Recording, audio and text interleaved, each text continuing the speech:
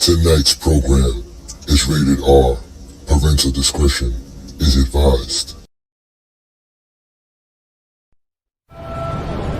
Maybe it's my fault. Maybe I led you to believe it was easy when it wasn't. Maybe I made you think my highlights started at the free throw line and not in the gym. Maybe I made you think that every shot I took was a game winner. That my game was built on flash and not fire. Maybe it's my fault that you didn't see that failure gave me strength, that my pain was my motivation. Maybe I led you to believe that basketball was a God-given gift and not something I worked for every single day of my life. Maybe I destroyed the game. Or maybe you're just making excuses.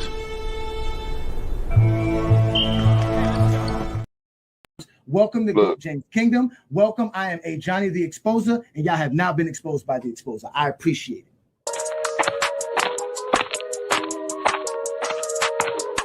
And enjoy it. I am called Ajani the Exposer. You guys are being exposed today. Your opinion, I guess. Move on from it. It was the 90s. That's it, bro. Move on from that. You don't know history. You don't know basketball. You just told me I'm stupid. But look how stupid you look because you don't know basketball. You don't know history. You don't know jamming. You don't know schematics. You don't know coaching. You don't know scouting. You don't know drafting. You don't know nothing of that. Michael Jordan's great because the media said you that. So told you to say that. I know about this report, and you are officially being exposed by the Exposer, and you're going to sit there like a man and take this just like Buddy did 2 weeks ago. Let's get ready to rumble. Hey, get your numbers out. I had to get my numbers out.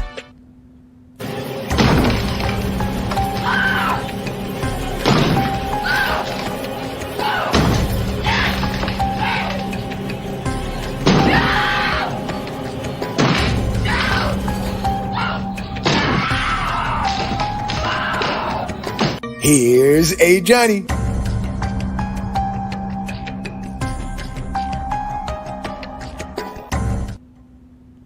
Peace and blessings, y'all. Welcome to another Friday night exposure with the Exposer. Y'all know we go straight live off the GOAT James Kingdom channel. Also multi-streaming on the FYF Sports Debate channel. So shout out to everybody who is here live with us tonight as we will have another great Friday night exposure with the Exposer. I'm your host, Ajani the Exposer, coming for y'all with everything that I got when I'm talking about the game of basketball. So tonight's show, ladies and gentlemen, we're going to be discussing what Zesty Jeffries love to talk about. Klutch Sports versus Nike. Which one of these two are the bigger propagandists in the GOAT debate? We all know that the Zesty Jeffries love to bring up Klutch Sports owns media. I was told that this week by Zesty Jeffrey that Klutch Sports owns sports media and they control the narrative in the GOAT debate and they're trying to assassinate Michael Jordan's character and legacy. These guys bring up a lot of stuff, and when I ask them to prove it, they can't. So what do? I do my research. And I come on a Friday night to bring you with what I come with. So y'all hit that like button, hit that subscribe button, become a member of the channel because it is, again, an FYF and GJK collaboration, another Friday night exposure with the Exposer. I come again to give you guys the best when it comes to talking the game of basketball. But tonight's show is not going to be about basketball because Zesty Jeffries don't want to talk basketball. They want to talk narratives. They want to say that there is a narrative out here that LeBron James is the GOAT that's trying to be pushed by Klutch Sports. Is that really the truth, ladies and gentlemen? So, ladies and gentlemen, thank you again for joining me on another great Friday night exposure. We're about to break things down. As you just saw, we just saw one of those Michael Jordan commercials, right? And within those commercials, we're going to hear a lot of the things that we hear when we talk basketball with a Zesty Jeffrey. And they're going to have the nerve to tell us that Klutch Sports is the #1 propagandist in the GOAT debate. But we all know that's lies. We all know those are lies. This is what I'm here to expose. That's why the Friday Night Exposure exists. This is why GOAT James Kingdom exists. We have to get rid of all of these lies so that we can get down to the root of what we all want to do, which is talk the game of basketball. We still a few weeks away from the season starting, so we can still talk about stuff like this. So we're going to talk about the propaganda of Nike or Klutch Sports. Because from my understanding, Klutch Sports owns sports media. But if we all know the truth about sports media, Nike is a very, very strong influence in sports. We all know it. They kept Jaylen Brown, the finals MVP, off of the USA team. They kept Isaiah Thomas off of the USA team. So we know they have influence. But how did it all start? How did Nike get all of this power? How did Nike become Nike? Well, it started with commercials like this.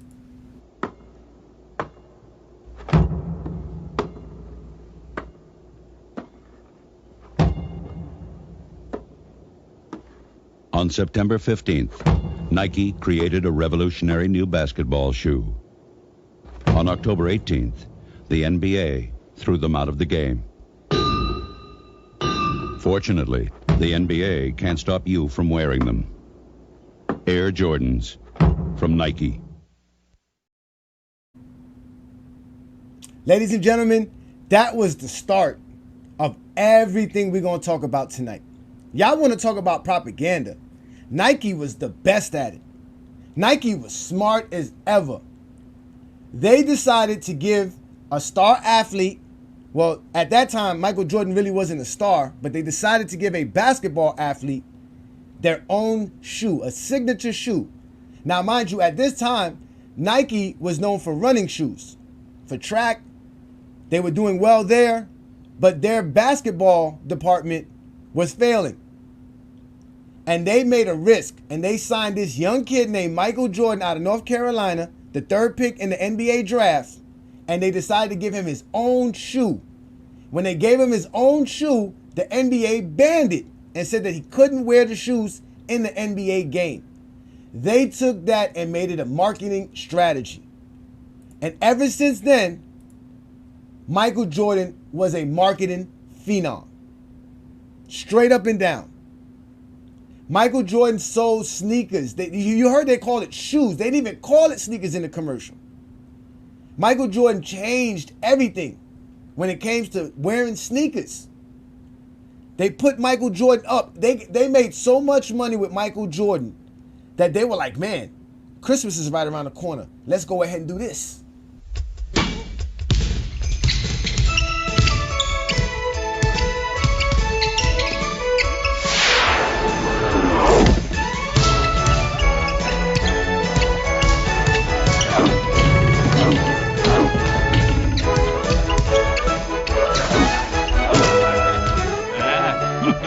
Think Air Jordan this season. By Nike.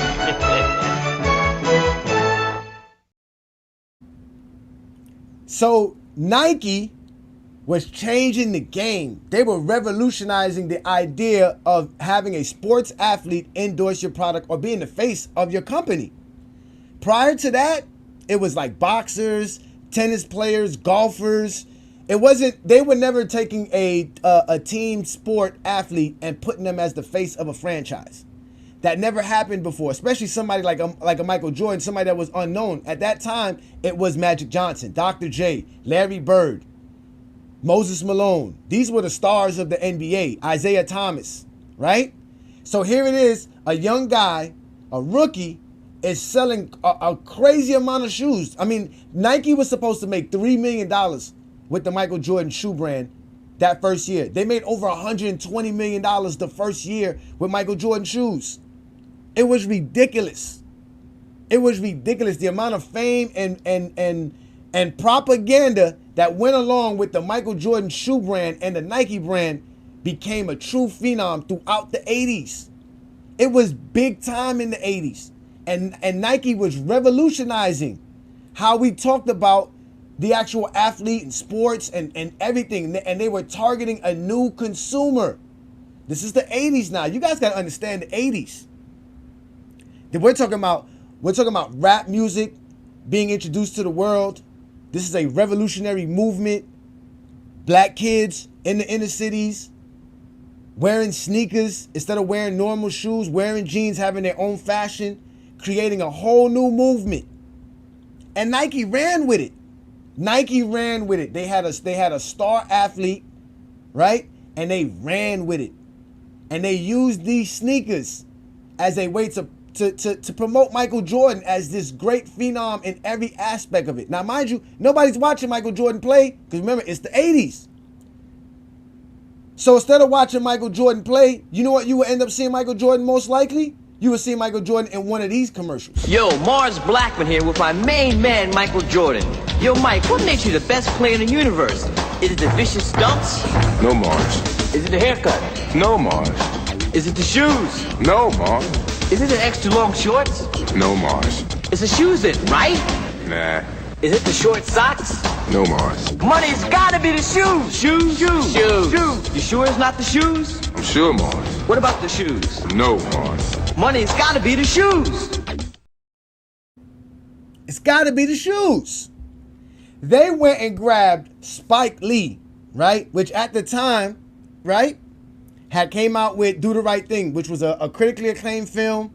This was a black director of a film around black life, black culture, based on racism and everything. Big film in the late 80s. Critically acclaimed film. And they used this young guy, Spike Lee, to do these Michael Jordan commercials to attract this new audience, this new group of people, this new consumer, like we talked about with Nike, right? Nike was smart. They were revolutionizing the idea of a product. They attached a product to a human being. That was never done before, not to this magnitude. Michael Jordan became a phenom. You want to talk about propaganda?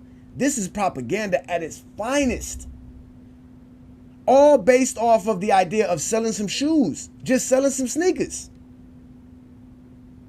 Now again, we're still in the 80s. A lot of y'all didn't see Michael Jordan play. You only saw highlights. You heard the stories. You already know he's popular because the NBA had to ban his shoes. He must be great. You banned his shoes. How great is somebody if you're going to ban his shoes? Then you go get Spike Lee and you do commercials like this. That remember, these are all 30-second commercials, y'all. Remember we were talking about television. This is the 80s. These are 30-second ads. You more than likely saw this than you saw Chicago Bulls games in the late 80s. Yo, this is Mars Blackman, and this is my main man, Michael Jordan. And this is a pair of tight Air Jordans from Nike. This is something you can buy. And this is a patented, vicious, high-flying 360 slam dunk. This is something you cannot do. Let me repeat myself. This you can buy. You cannot do this. Can.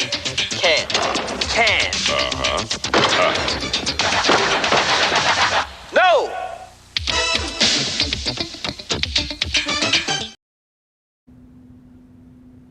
I mean, y'all seeing this stuff, man. I was a kid then. So mind you, all of the guys, all these old heads, all these Zesty Jeffries, you're a child. This is what you're seeing on television. You're like, oh, wow, Michael Jordan must be great. He's dunking the basketball. Remember, not too many people was just running around here just dunking the ball like that. Michael Jordan was a phenom. He was a guard at that. Most guys who were dunking like Dr. J, Dominique Wilkins, Bernard King, all these guys, Kenny Skywalker, these guys are all forwards. Michael Jordan was a guard out here leaping beyond leaps and bounds. Now, mind you, in all these footages, we don't see Michael Jordan's head get to the rim. Even with trampolines, his head don't even get to the rim, right? So these are the things that Nike was doing. They were changing everything. Michael Jordan was a phenom. He was a phenom. He was a marketing darling. They kept at it. He was selling everything. They couldn't stop. And then what they started doing was they were like, oh, Michael Jordan made the NBA Finals? Oh, we're going to have a special commercial just for the Finals. Yo, Mars Blackman here at the NBA Finals. See what makes Michael Jordan the best. Is it the shoes? Gotta be the shoes. It's gotta be the shoes. The shoes. Gotta be the shoes. The shoes. The shoes. Gotta be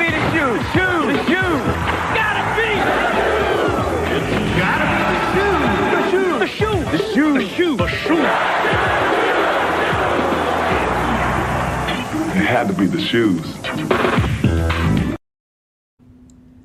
Gotta be the shoes. We've heard this before. The shoes.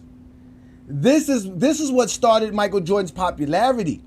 Because now he made the finals. And they're playing a commercial about his shoes in the finals. And we all know Michael Jordan had a great finals in 1991.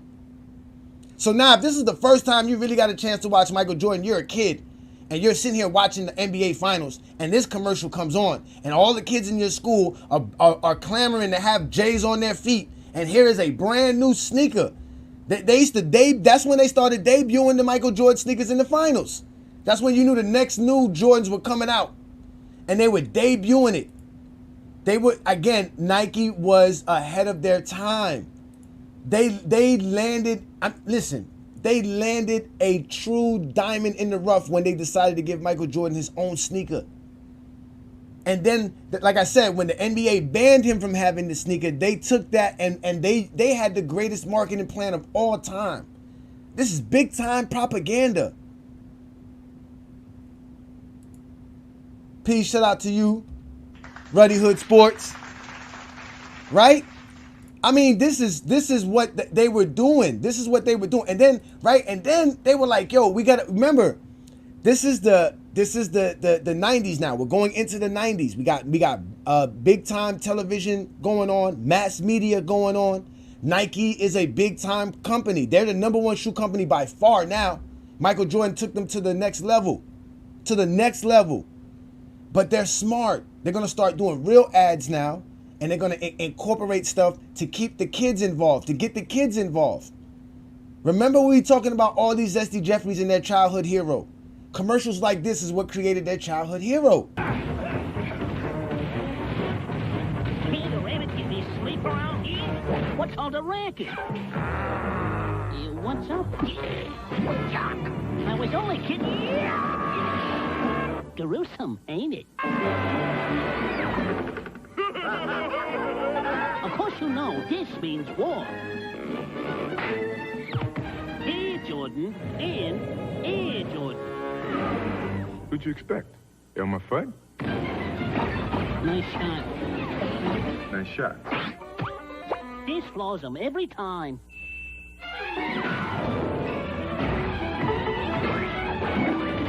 Yoo-hoo!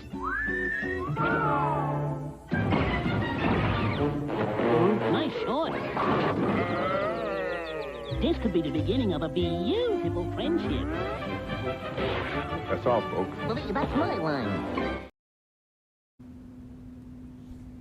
That's big stuff right there. Bugs Bunny's the next biggest thing to Mickey Mouse. When you're talking about cartoons, animation, especially back then, that's when they started putting the animation and people in films and stuff together and videos together. So now you got Michael Jordan with Bugs Bunny, the big time. I mean, this is big time things.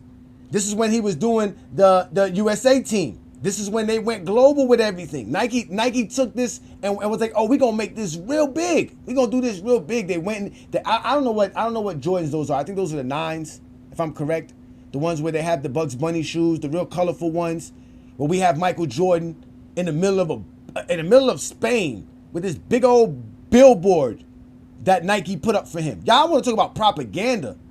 LeBron James was just in the Olympics. I don't remember them doing this for LeBron James in the Olympics. Does Klutch Sports have enough money to do a billboard like this for LeBron James? Because for some reason, they're not doing that. Right? And this was a perfect ad. They even went out with Michael Jordan and they did a little promo ad where they took Michael Jordan, right? And they went out and he went to the Coliseum or the area where they were going to play, and they were going to show him around, and he was in this outfit that fit the sneakers. He's actually in this photo somewhere. You just can't really see him, but look, it doesn't matter. He has this big billboard, so the entire world is in Spain to watch the Olympics, and what they're going to come across is this big Nike billboard of Michael Jordan, who can't get his head at the rim, and his sneakers. And there's no other athlete that's getting this type of promotion and pub like this. There's nobody out here doing, nobody was getting nothing like this. Y'all want to talk about propaganda and controlling the media. This is what controlling the media is. Nike is the best at it. So y'all gonna tell me Klutch Sports paid for this? Did Klutch Sports pay for LeBron James to be the flag bearer in the Olympics? Because this is the biggest moment for LeBron James besides winning the gold medal. I don't see Klutch Sports paying for this. He don't get voted for this because Klutch Sports is paying for this. This is because LeBron James is great. This is because Michael Jordan could sell sneakers. And this is the propaganda Nike was doing from the beginning. From the beginning. I mean, this is what y'all don't understand about why the Zesty Jeffries are the way they are. This is a real simple thing. Advertising works. Companies don't spend billions of dollars in advertising because it doesn't influence somebody's thought process. And if you're a child in 1992 and you're watching the Olympics and you're talking about the dream team and this is what you're seeing, you see this on NBA TV, it's big time. Like, it's big time. This is true propaganda at its finest. Like, it's crazy. Adrian asked here, I can't find your comment now, but Adrian asked, what would happen if Nike didn't sign Michael Jordan? And I'll tell you, they just would have lost their basketball department. But Nike was doing fine. Nike was still a good company. Their basketball department was a failure because they couldn't compete with Converse and Adidas, who had players like Magic Johnson, Dr. J, Larry Bird. They had the cream of the crop of the basketball world. Nobody knew how to market these guys. And it wasn't until Nike did this revolutionary idea of what to do with an athlete that Michael Jordan phenom became what it was. Now, obviously, we know Michael Jordan's a great basketball player, so he had to be playing great for all of this to continue to go on. But again, this was the propaganda we were seeing. And then the other companies were involved as well. They were falling right in line with it. This was one of the most epic commercials in the 90s in general, not just for sports or anything. This was just one of the most epic 90s commercials, and when I play this, I guarantee you Zesty Jeffrey eyes will be tearing up.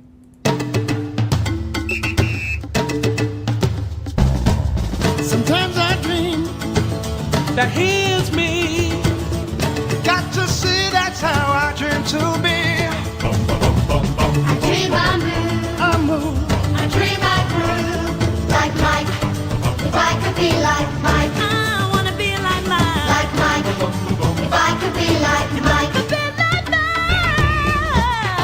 Be like Mike. Oh, be like Mike. Yeah, I try.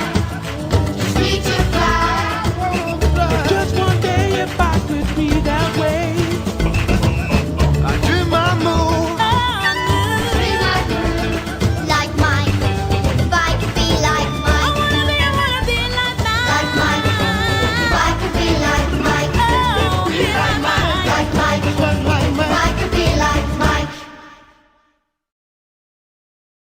Man, that was a fucking great commercial, man. Fucking Gatorade made the fucking epic commercial ever. And I believe this came out around the time the Lion King movie was out. And the Lion King was a big movie, y'all. And if y'all don't hear it, pay attention to the song again. You can't tell me you don't hear fucking Simba running around in the trees and shit like that, listening to the song like this. Sometimes I dream that here's me. Got to see that's how I dream to be. I dream I move. I dream I groove like Mike. If I could be like Mike, I wanna be like Mike. Like Mike. If I could be like Mike, be like Mike. Be like Mike. Oh, be like Mike. Yeah, I try. Just need to fly. Just one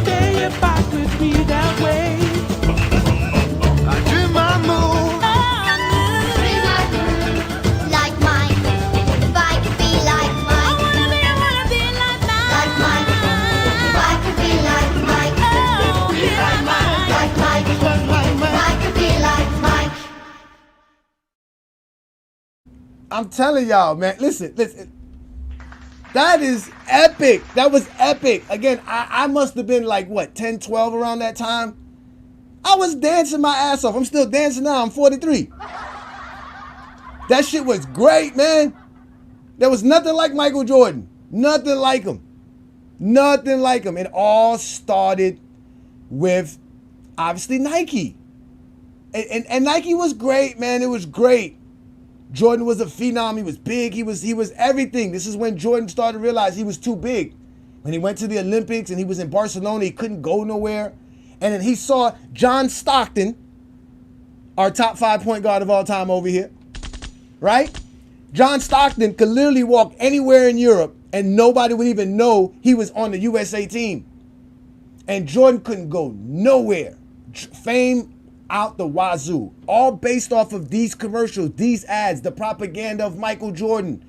You are using him to sell your product. So you must make him look as great as possible. And you had 30-second commercials popping up everywhere. Remember, I told you in television at that time, there wasn't too many things to watch. So if you were watching something, you sat there and watched the commercials. You didn't want to miss what was coming on your program, because if you missed it, you didn't have a chance to watch it again. It's not like today where we get to binge a whole series of a show. No. When the Cosby Show showed up at 8 o'clock, you better watch it, because if you missed anything, you didn't get a chance to see it again. You missed out on everything. You had to be in front of your television. So the commercials you had to see as well. And these commercials was great. But then Jordan started to show a little bit of what we see of the Zesty Jeffries and what we see of Jordan in general. His character. Because before, Jordan barely spoke. You see all these commercials, Michael Jordan didn't speak at all. Now we get Michael Jordan's words. What if my name wasn't in lights? What if my face wasn't on TV every other second? What if there wasn't a crowd around every corner? What if I was just a basketball player? Can you imagine it? I can. What? Jordan, you are just a fucking basketball player. The hell are you talking about? This is where Jordan's head got really, really large. And he started to show y'all a personal side of him, where his fans now really started to get attached to him and started to feel like they started to know who Michael Jordan was. He's over here telling you, oh, I just want to be a basketball player. You just wanted to be a basketball player? How? How you just wanted to be a basketball player? That's what you should just play basketball. You quit. You remember 93, you quit. Could have played. You could shut the fuck up and play just like you were doing before. But no, Jordan, you have a brand and a reputation to keep up with. You have this allure legend that you must hold up to, because you're making millions, tens of millions, hundreds of millions of dollars at this point. You can't fuck it up. You got to keep the legacy going. This is where Jordan really started to get real arrogant with his commercials. I've missed more than 9,000 shots in my career. I've lost almost 300 games. 26 times I've been trusted to take the game-winning shot and missed. I've failed over and over and over again in my life. And that is why I succeed.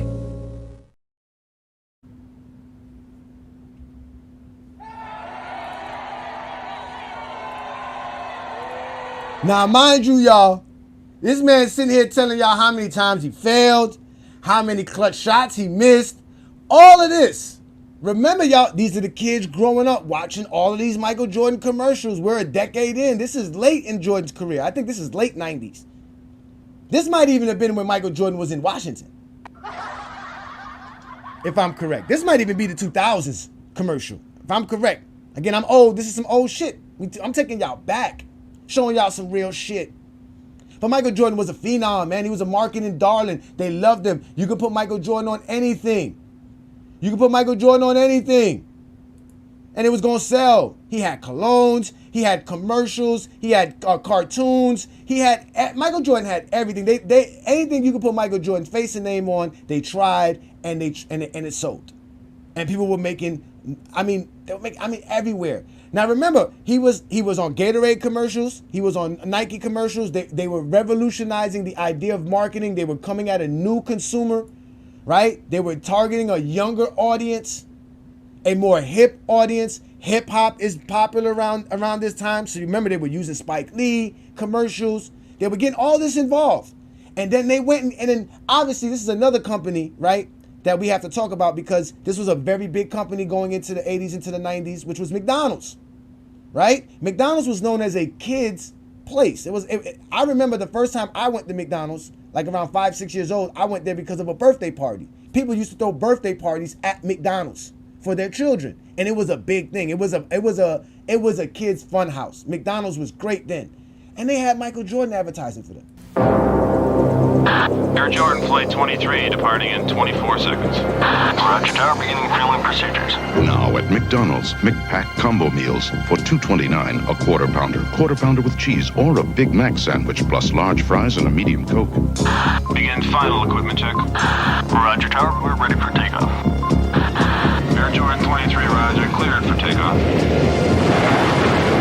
McPack, fuel for Air Jordan. Woo! Now I know out of everything we just saw right there, y'all saw that there was a McDonald's meal for $2.29. I don't even think you can get a small French fry right now for $2.29. An apple pie probably costs more than $2.29. But Michael Jordan was it. It's exactly what you say, propaganda. Complete propaganda from the beginning. That's why all these zesty Jeffries tell you all these things about Michael Jordan. They hold on to Michael Jordan so much. They love him so much. Man, they even gave Michael Jordan his own sandwich.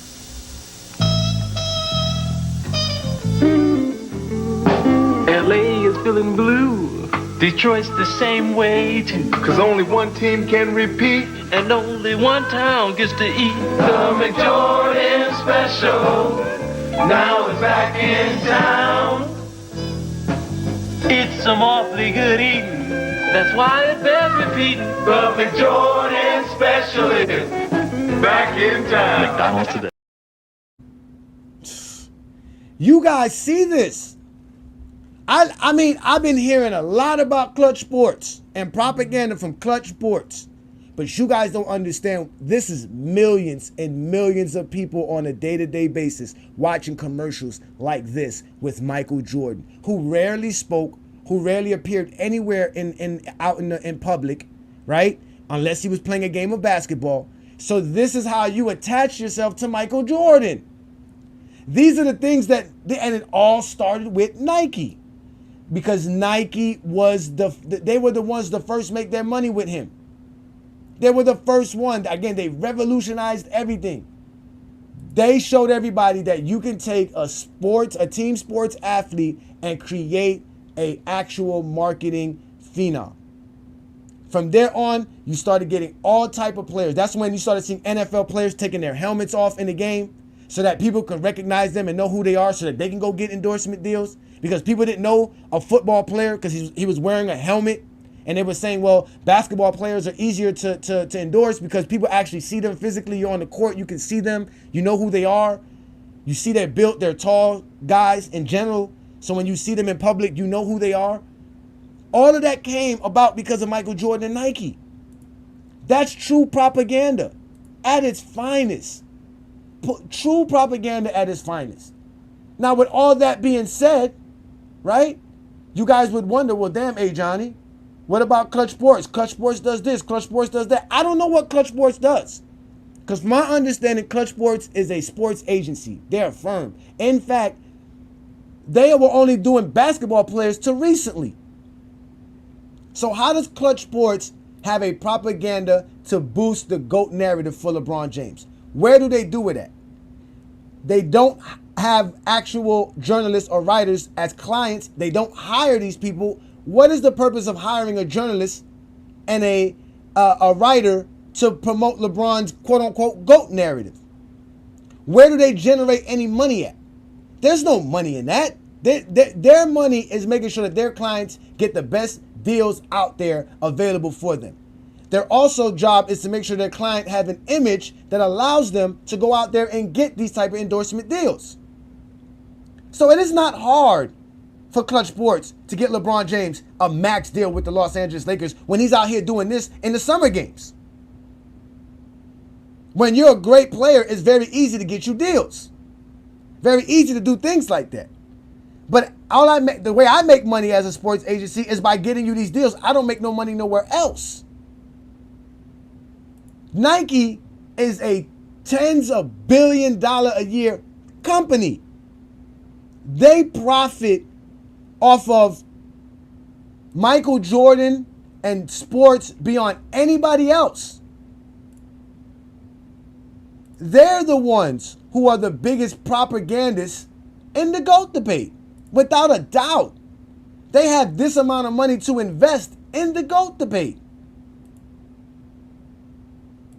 And the reason they have this amount of money to invest in the GOAT debate and why they want to continue to invest in the GOAT debate is because Michael Jordan himself generates billions of dollars for Nike. He represents about 10% of their revenue. So they're the ones who actually profit the most out of the GOAT debate. No one profits more than Nike from the GOAT debate. That's why they have the #1 propaganda. And Zesty Jeffries are like cheating husbands. See, a cheating husband thinks when his wife says she's running to the store, she's running to go see Joe. A cheating husband, right? When a wife says, I'm staying at work for overtime, he thinks she's putting in overtime with someone else. So Zesty Jeffries are blaming LeBron James, Klutch Sports, for propaganda in the GOAT debate when they know damn well the #1 propagandist in the GOAT debate is Nike. So much so that their leader is running around here talking like this. If you're one of these idiot fools out here and you're an adult that believes that LeBron James is somehow greater than Michael Jordan, then you are the equivalent of an adult believing in Santa Claus still. A few moments later. Michael Jordan made us believe that we could fly. What? This is what we believed when we watched Michael Jordan. This is why you wanted the Air Jordans. You thought that you could fly with the Air Jordans on. You see that? That's a stupid bitch. Michael Jordan's greatness, the Air Jordan, in the air, the creativity, the poetry in motion. You put those sneakers on and you thought that you could do what Michael Jordan was doing. You wanted to be like Mike. Really? What made you think that? Who made you think that? What made you think that you can get a pair of sneakers and all of a sudden you're going to be Michael Jordan? Was it Mars Blackman? Yo, Mars Blackman here with my main man, Michael Jordan.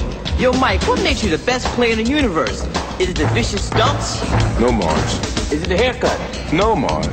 Is it the shoes? No, Mars. Is it the extra long shorts? No, Mars. It's the shoes then, right? Nah. Is it the short socks? No, Mars. Money's gotta be the shoes. Shoes. You sure it's not the shoes? I'm sure, Mars. What about the shoes? No, Mars. Money's gotta be the shoes. It's gotta be the shoes. It's gotta be the shoes, ladies and gentlemen. And I know the Zesty Jeffries said they ready. I see you, Herm, in the comments. When I put up the link, you're more than welcome to come over here and be the MJ police. Because y'all already know the MJ police needs to save these Zesty Jeffries. Because I'm out here exposing them for real. They don't understand this. They really don't understand what's going on. But I'm giving y'all facts. Y'all think I'm lying. Okay, well, tell me why the fuck Nike puts this on Jordan sneakers.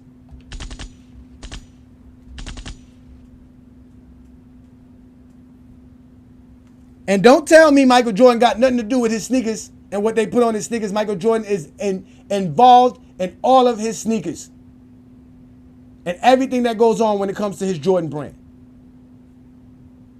Now, I was told Michael Jordan is not a self-proclaimed GOAT man, but why is it on his sneakers? Why?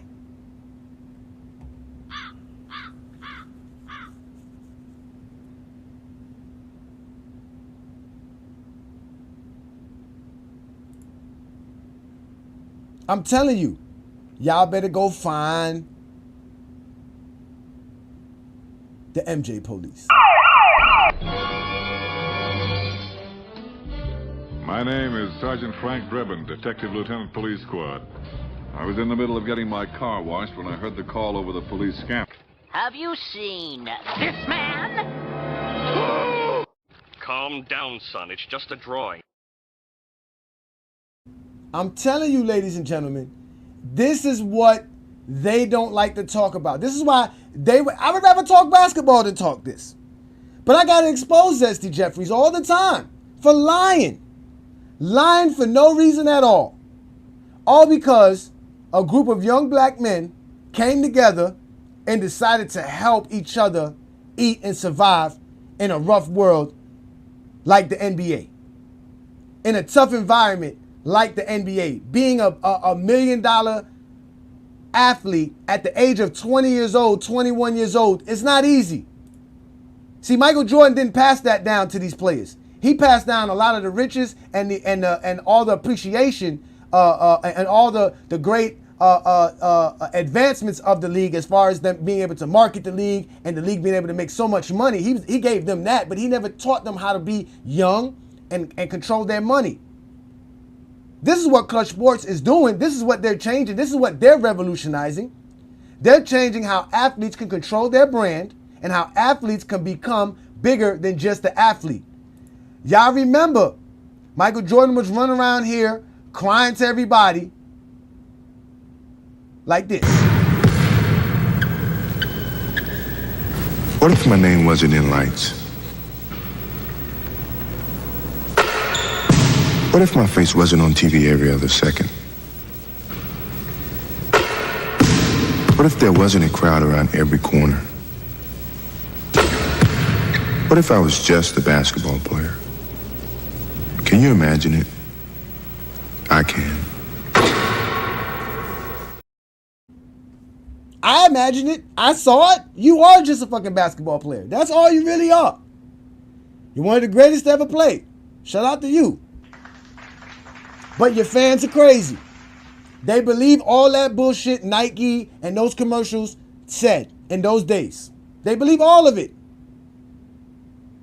I mean, I can't believe this shit. Michael Jordan was putting this shit on his shoe. It says, quality product inspired by the greatest basketball player ever. What is this, ladies and gentlemen? Y'all are over here liars. Just liars all the time for no reason at all. Y'all never saw Michael Jordan play. You only know Michael Jordan because of Nike commercials. Because of commercials like, you know what I'm saying? Commercials like this.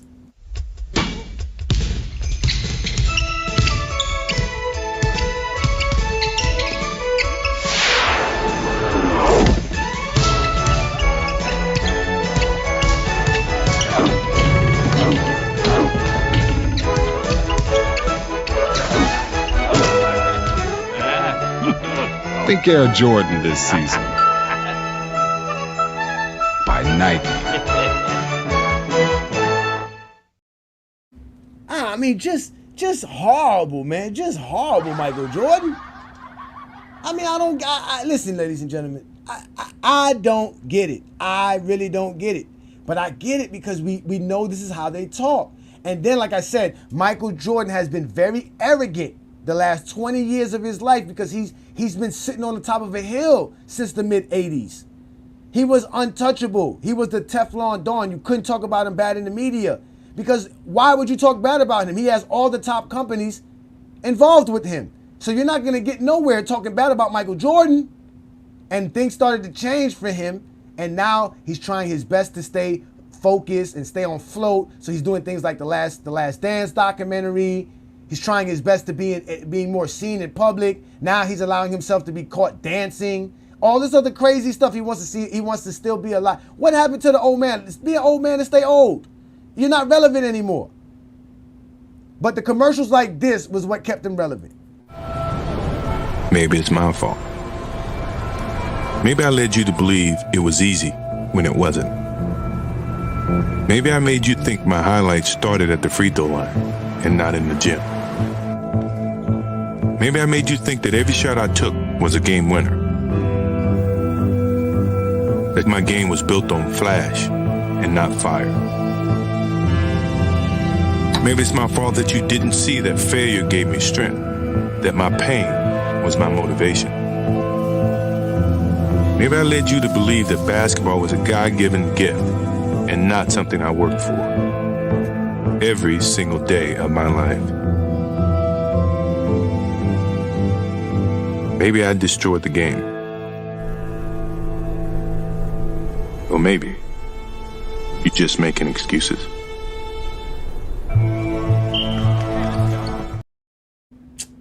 Nigga, please. What up, twin man? Thank you for joining me. I'm gonna bring you up right quick, Herman. What up, twin man? What you got for me today, brother? What's good, man? You see what's going on? That one with the African music that you had on there. You Bombay. You Bombay. Wafa. You know, bro, what that song did just now, bro. These dudes are listen. I'm the only guy that can show a Zesty Jeffrey or Michael Jordan highlight reel and discuss. And today they're watching Michael Jordan and like they don't know what to do. I don't know. They must be so confused right now. They must be so much in their emotions. Like I don't know why they ever try to argue like LeBron. They be like LeBron has the most propaganda on TV. How? This is what they call propaganda. Anybody saying anything positive about him. That's propaganda for LeBron. I'm just being real. Yeah. Anybody saying anything positive about him, Klutch Sports is involved. They're pushing the narrative. It's not his play on the court. It's not what he's done for over 20 years. It's now that people are sitting here saying, no, this is probably the greatest player we've ever seen. It's propaganda for him. They had R. Kelly had a song, I Believe I Can Fly. Who was in the video? Well, wasn't I Believe I Can Fly a part of the soundtrack of something? Wasn't it a Space Jam soundtrack? Yes. Right? Okay, yeah. Michael Jordan loved that song. He thought that was one of the greatest songs of all time. Bro, it's funny because they can't argue this. Anytime I hear somebody say LeBron James has the most propaganda in the media, I'm like, y'all really don't remember the 90s. There was a commercial on for Michael Jordan. I didn't even know they had a sandwich for this dude. Like, I never heard of that. That's the first time I heard of that. That's crazy. Oh yeah, they got a sandwich for Michael Jordan, right? And this is what they did when they not only did they, you know what? This is so funny because see, people don't understand commercials back then. You know how they have targeted advertisement now on your phone, right? They target you for certain things depending on what you be searching, what you be typing on Google, blah blah blah blah. Back then it was different. So if you was a black person and you was watching BET Video Soul 8 p.m. on a Tuesday night, more than likely this Michael Jordan commercial showed up.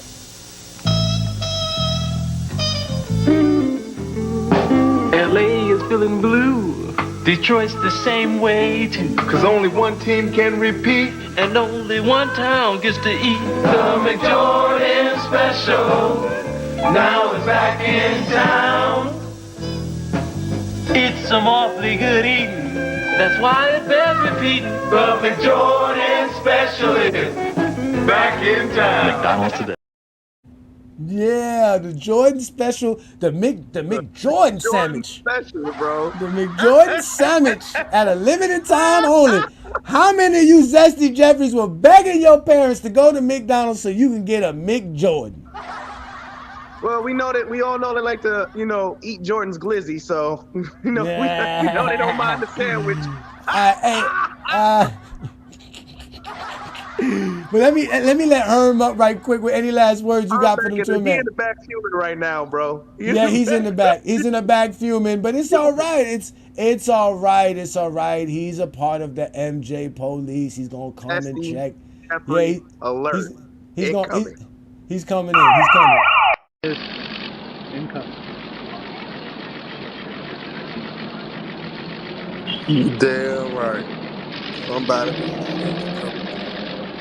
Somebody with defense coming in. Hugo, what do you say to your fans?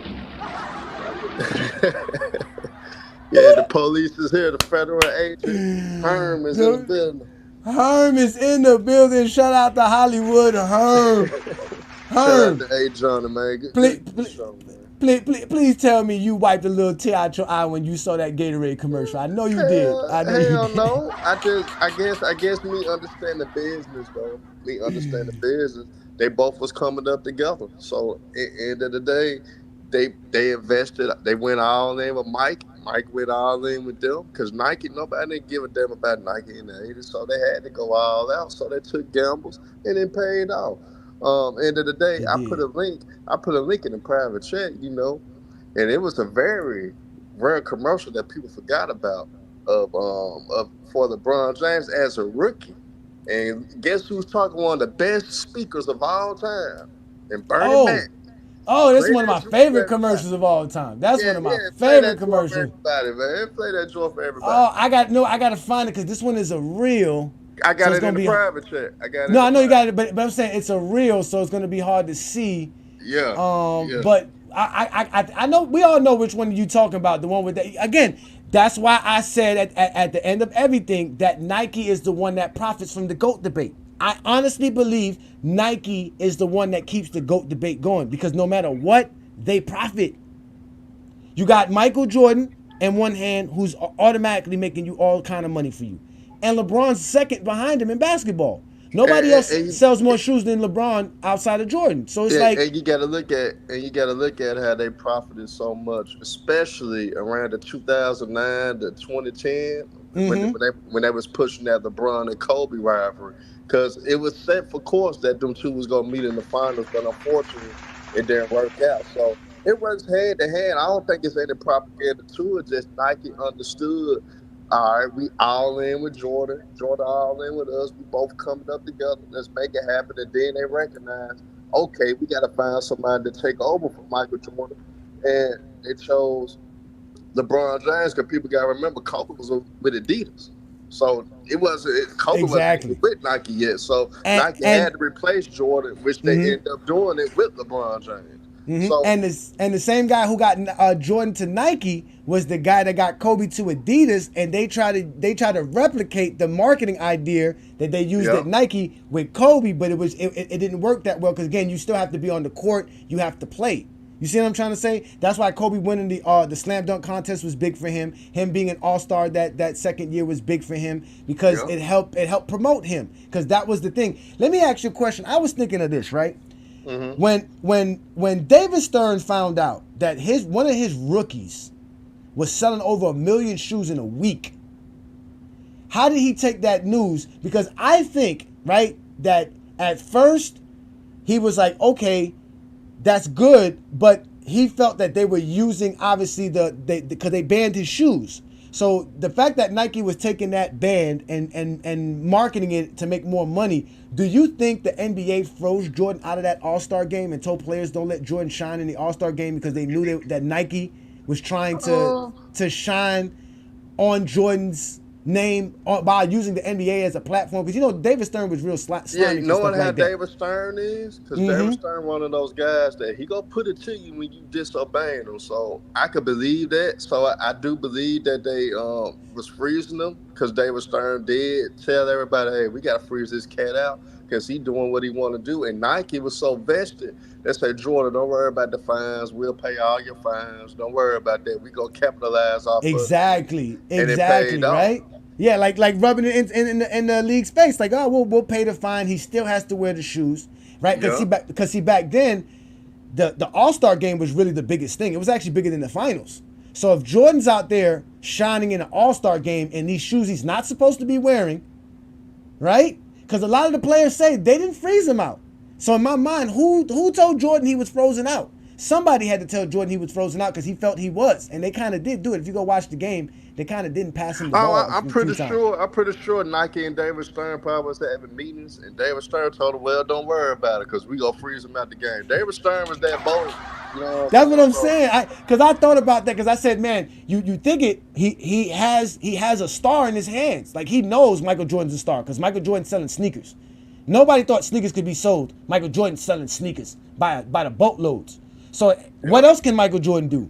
You understand what I'm trying to say? Let's market them correctly. But I think that Nike promotional ad, which was really smart by them. If y'all don't know what I'm talking about, let me show y'all what I'm talking about. This is the Nike ad that basically sparked everything.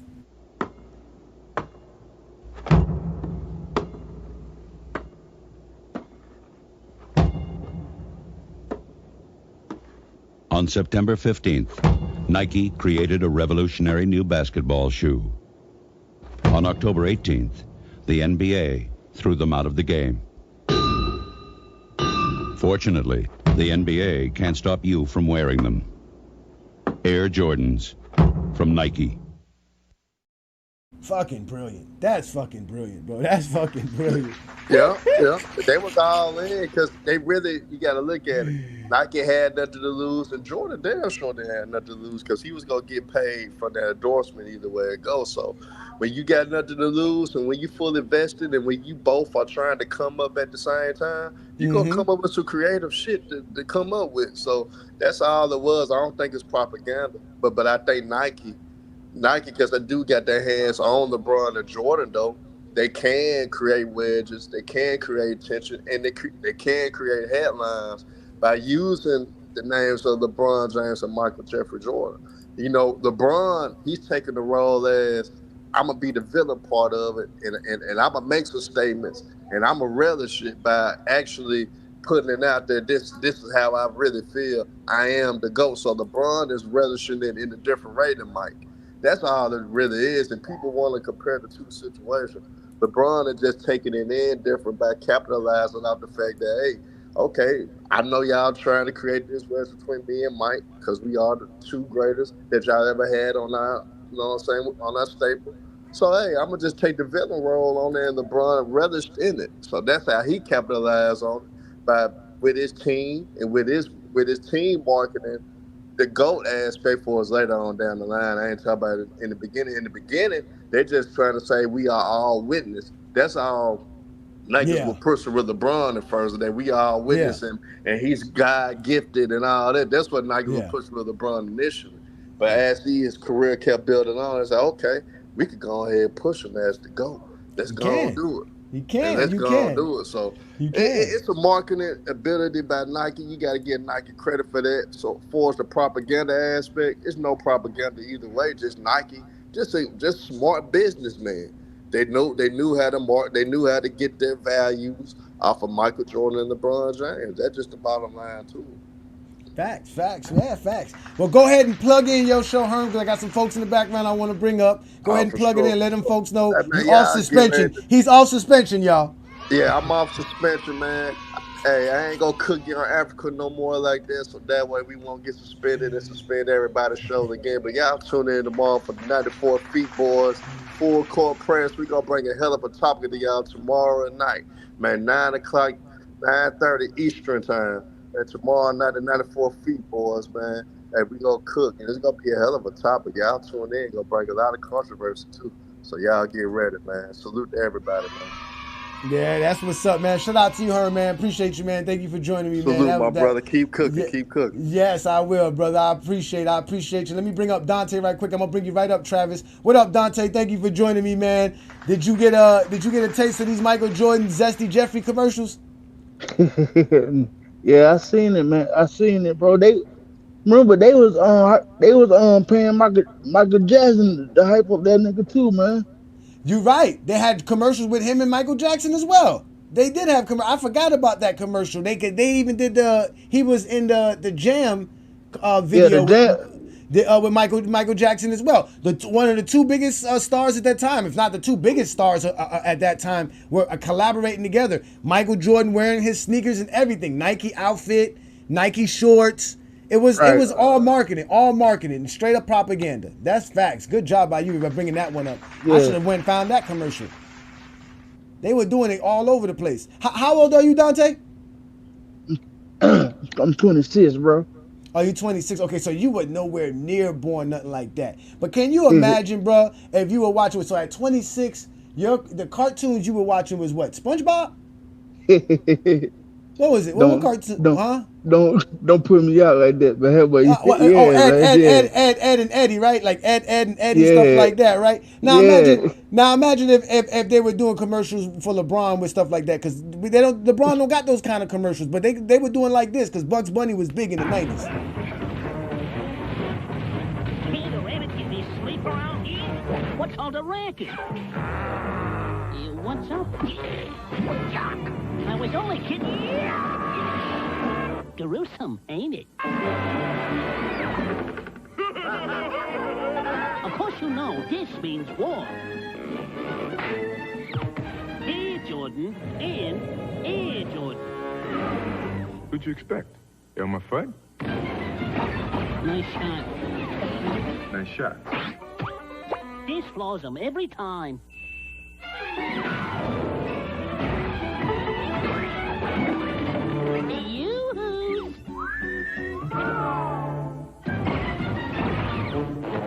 Nice shot.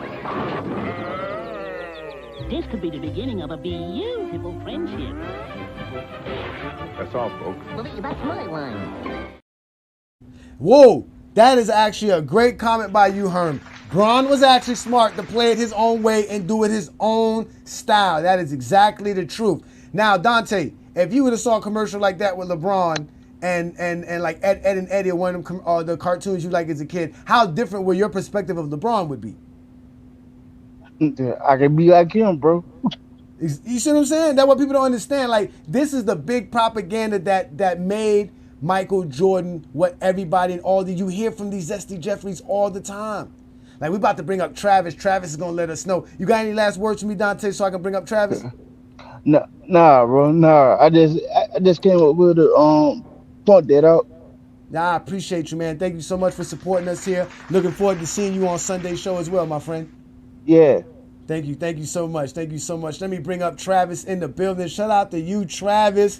Travis is here. Now, Travis, I know for a fact you were touched and you were deeply emotional after watching this. Sometimes I dream that here's me. Got to see that's how I dream to be. I dream I move. I dream I groove. Like Mike. If I could be like Mike. I wanna be like Mike. Like Mike. If I could be like Mike. Be like Mike. Oh. Be like Mike. Yeah, I try. Just need to fly. Just one day if I could be that way. I dream I move.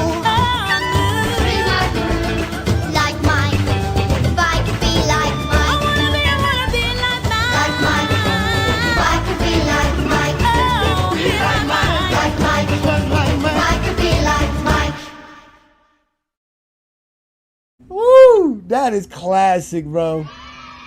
That is fucking classic, man. Travis, you okay, man? You all right, Travis? I'm still crying, man. Oh my God, man. So, Travis, man, you were about, like I said, a child like me watching stuff like this. Can you explain to people how this felt when you were watching this as a kid? Do you remember the memories and the nostalgia that we all know people talk about on a day-to-day basis? Can you help us understand how it felt for you? Yeah, definitely. Like you said, I wasn't I was born right around when you were, and I wasn't I didn't really care about basketball in the 80s, because I was really too young to comprehend what was going on, and like I said, there wasn't a lot of places you could just sit down and watch it. But yeah, like when I finally started to get into it, like mid to late 90s, yeah, it was just Michael Jordan all the time, man. Like, yeah, those commercials made you feel a certain way, and like obviously Space Jam came out, and like he was just, he really kind of got you onto the basketball scene. Whether or not you hated the Bulls or liked him, you were like, okay, he's a kind of larger than life figure. Mm-hmm. And it worked so well though, because he was playing like 82 games all the time, because he was available, because he was, he wasn't always obviously winning every single title, but by the time, they marketed Magic and Mike and Larry like almost the same way, because they had to save the league, and Mike kind of took that torch from him. But Yeah, I think a lot of. I mean, they do what they're doing. Like you said, Nike was brilliant in what they did to, in tandem with the league. And I don't know if there's another player out there who could have, been as consistent and as marketable as Mike in that time. It was tough. Maybe Magic. That's the only person I can think about. Yeah. And I still think it's a little bit different because there was an aura around Mike because, again, the first commercials, he never really spoke. Yeah. Which gave him a sense of mystery, which bring a sense of intrigue, right? Magic was known for smiling in your face. That was very easy to put him in anywhere if you wanted to, so that's why it would have been great. And they did offer Magic the same deal they gave to Mike. He just didn't take it because they didn't give Mike money. They gave Mike stock options, which is what changed everything. That's why Mike's a billionaire to this day because he had stock options in Nike at an early stage. Yeah, that's crazy. Yeah, and Mike, wasn't very likable. He wasn't like the most likable guy, obviously, but like I think what worked too is like the substance of his game was something like you looked at, you're like, that doesn't look like something that anyone could do. It was just kind of like the visual aspect combined with the media. It's just a perfect point in history. It's funny. One thing they didn't do is show you Michael Jordan's head at the rim in any one of these commercials. Nor did they show you him shooting any jumpers. Everything is him doing layups, dunks like this. Yo, this is Mars Blackman, and this is my main man, Michael Jordan, and this is a pair of tight Air Jordans from Nike. This is something you can buy, and this is a patented, vicious, high-flying 360 slam dunk. This is something you cannot do. Let me repeat myself. This you can buy. You cannot do this. Can.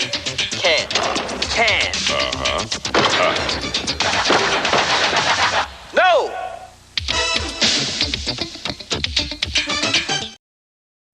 Damn, man. Mars Blackman. That was what it was about, man. Nike was brilliant at it. So obviously the biggest propaganda and the biggest propagandist is Nike.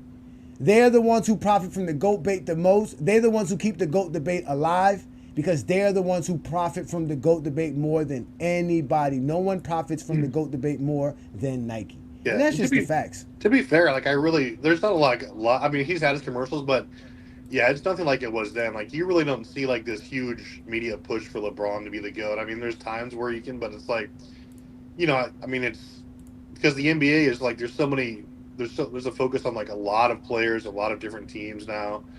And, LeBron I think they're just tired of him because he's been in there doing his thing for so long. But, and like his thing speaks for itself. But, I don't think he nearly has that, as compared Travis. to Mike did. But Travis, let's be real here. I'm just sitting here like Ajani going through the commercials and just thinking about all of that. I did not see the media push that everyone sits here and say LeBron James has gotten over the 20 years. The media push he's created through his play on the court. They literally are pushing Jordan in your face the entire 90s.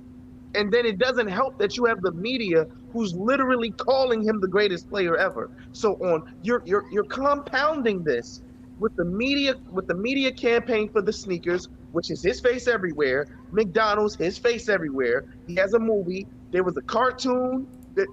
Think about it. You remember what was that video game? NBA Jams. Jordan wasn't on that though. Yes, he was. No, he wasn't. Jordan had his own game. He had a Michael Jordan versus Larry Bird game, right? Yeah. And all those other games never had actually Michael Jordan on there. Michael Jordan never let them put his name. They used to put his likeness. It used to be a black ball-headed guy wearing a number 23, but it used to say player one. That's all they need. But that's all it That's all. Yeah, that's all they needed. Like, they had the game called what was it? Chicago Bulls versus Blazers. But at first it was Lakers versus Celtics. LeBron was just trash remake of Space Jam though, so it was tough. But at the end of the day, right? The true point of it is that was the only player getting that kind of pub at that time. That's true. Whether he was great or not, there were other great athletes, but Michael Jordan, the way they marketed him was what made people attract to Michael Jordan more. Again, I told you the mystery of him not speaking a lot, him not being available that much. And so that it gave him some exclusivity that most people didn't have. I had a conversation with my wife recently, right? Check this out, right? I had a conversation with my wife recently. She, right, went out with her sister and her brother-in-law. Now, mind you, these two people don't know nothing about basketball. But she talked to them about what I'm doing with GOAT James Kingdom and how we have the GOAT debate on a day-to-day basis, on a week-to-week basis, right? But they were trying to explain to her that Jordan's the GOAT. But they never watched basketball. They never paid attention to basketball, but what they knew was all of the stuff that they grew up with watching during the 90s. Because her sister's her sister probably graduated high school somewhere in the mid-90s, right? So she was growing up during that whole span, during the Nike era, the whole Michael Jordan thing. So to them, Michael Jordan's the greatest because they didn't watch Michael Jordan play basketball, but they remember the commercials. They remember all of the stuff that he was involved in. That's what they know of Michael Jordan, because those are the things that told you Michael Jordan was great. You wasn't watching Michael Jordan play. If you didn't see Michael Jordan play, more than likely you were sitting around here watching a Michael Jordan commercial like this. What if my name wasn't in lights? What if my face wasn't on TV every other second? What if there wasn't a crowd around every corner? What if I was just a basketball player? Can you imagine it?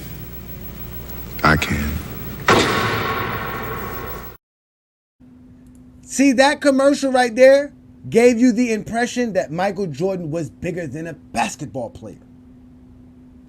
Bro, I don't even understand. Like, I remember the first time somebody told me that the propaganda, that LeBron James has propaganda behind him to make him the GOAT. I literally started laughing. I was like, yo, y'all really mugging out. I asked him, I literally asked them, what's this media propaganda you're talking about? And you want to know what they tell me? Nick Wright and Shannon Sharp. That's what they tell me. That's not propaganda. Because at the end of the day, Nick Wright works for Fox Sports. Shannon Sharp works for ESPN or Fox Sports. Even as an independent entertainer and a social content creator, they don't pay.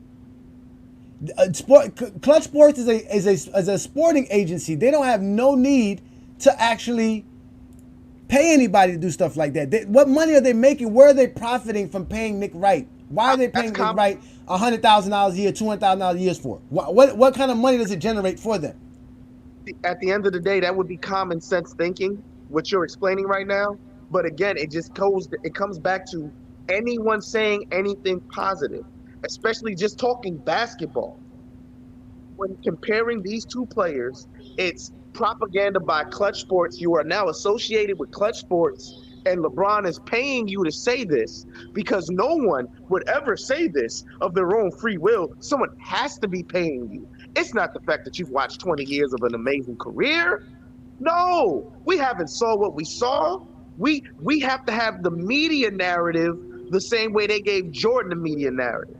So if I sit here and say, if you give this same media push to Larry Bird, Magic Johnson, any great player from the 90s, you don't think they would be considered the GOAT? They put you on their TV screen every 5 freaking minutes. Come on, bro. Yeah, I mean, and look, lies like this. Here's everything Jordan got came from winning. You're a liar. Jordan wasn't winning when they were doing commercials like this. Yo, Mars Blackman here with my main man, Michael Jordan. Yo, Mike, what makes you the best player in the universe?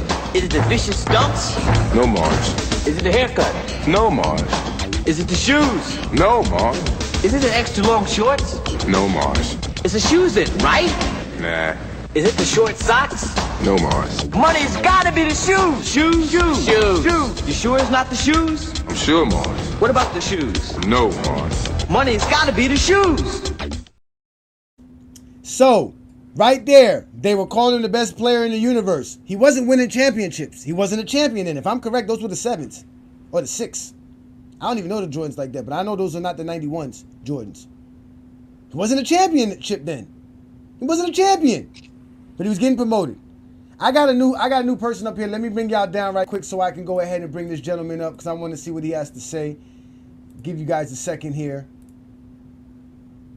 Shout out to you. Scottie Pippen is something. Thank you for joining me here on the Friday Night Exposure. What do you got for today's topic, sir? Yeah, man, appreciate you for having me. I feel like there's a legitimate case for anybody in the top 5 or 6 to be considered the GOAT. Wilt Chamberlain, Kareem, Bill, Mike, LeBron, Magic.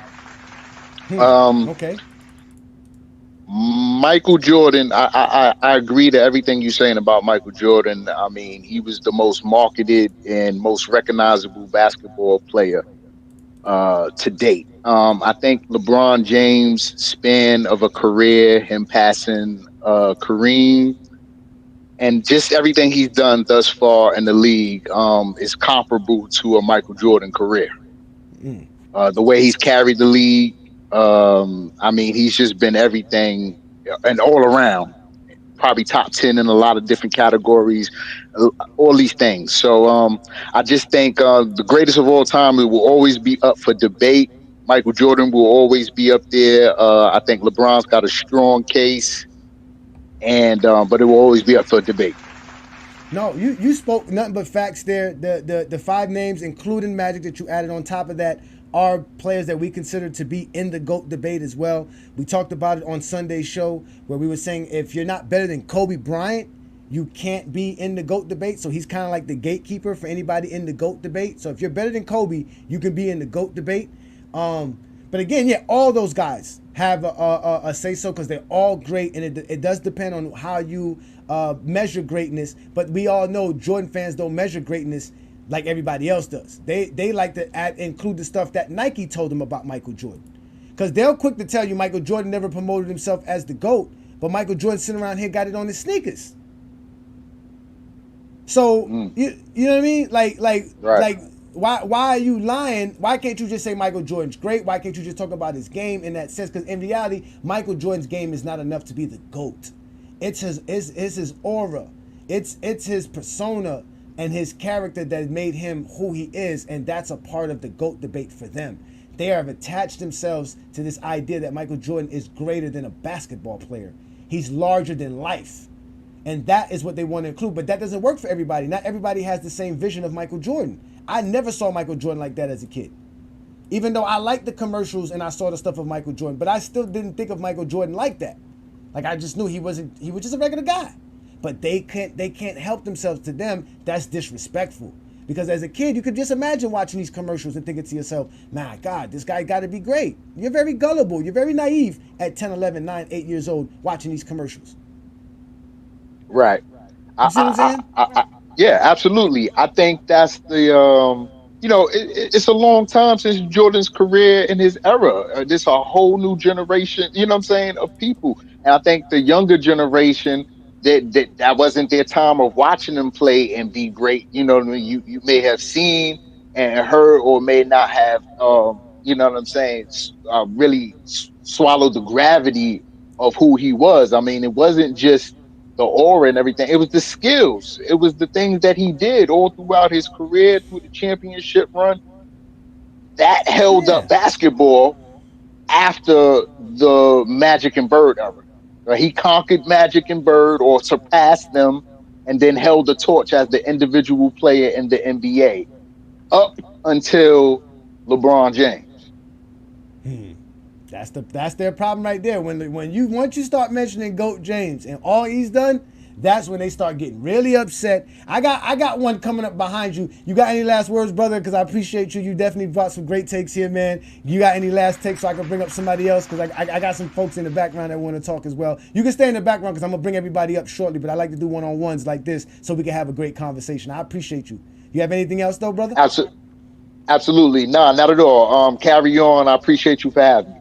Nah, thank you, man. Looking forward to seeing you again on another Friday night. Let me bring up Ishmael, and then I'll bring you up, Ruddy. And we got Brandon Katz is in the building. Wall Street Brandon is here, ladies and gentlemen. Let's let Ishmael in. What up, Ishmael? What you got for me today, brother? Hey, what's up, Ajani? Two things. First thing is, I've been trying to get Michael or Mikael Williams up in here. I don't know. He's having a hard time. Yeah, he He's a said he's trying to liar. click the link. He said He's he is. lying. He's lying. You click the link. A dozen of people click the link. The link is available. Even Mr. All Gravy's up in here saying he wanted to hit the link. They don't want to get exposed. This is being recorded. This is available for me to make a funny video. Your dumbass coming up here saying something stupid. They don't want to say something stupid because they're not as good as Nike when it comes to making commercials like this. I've missed more than 9,000 shots in my career. I've lost almost 300 games. 26 times I've been trusted to take the game-winning shot and missed. I've failed over and over and over again in my life. And that is why I succeed. Remember, Willie said that in the show last week that Michael Jordan was great because of all his failures. That's what made him great. That, again, he got it from these Zesty Jeffrey commercials. Oh my God! Is this your first time seeing these commercials, Ishmael? Because I know you wasn't. I think I've seen like one or two of them, and I did see the Spike Lee commercial because I looked it up and stuff, and I'm kind of a fan of Spike Lee movies, so I am aware of that.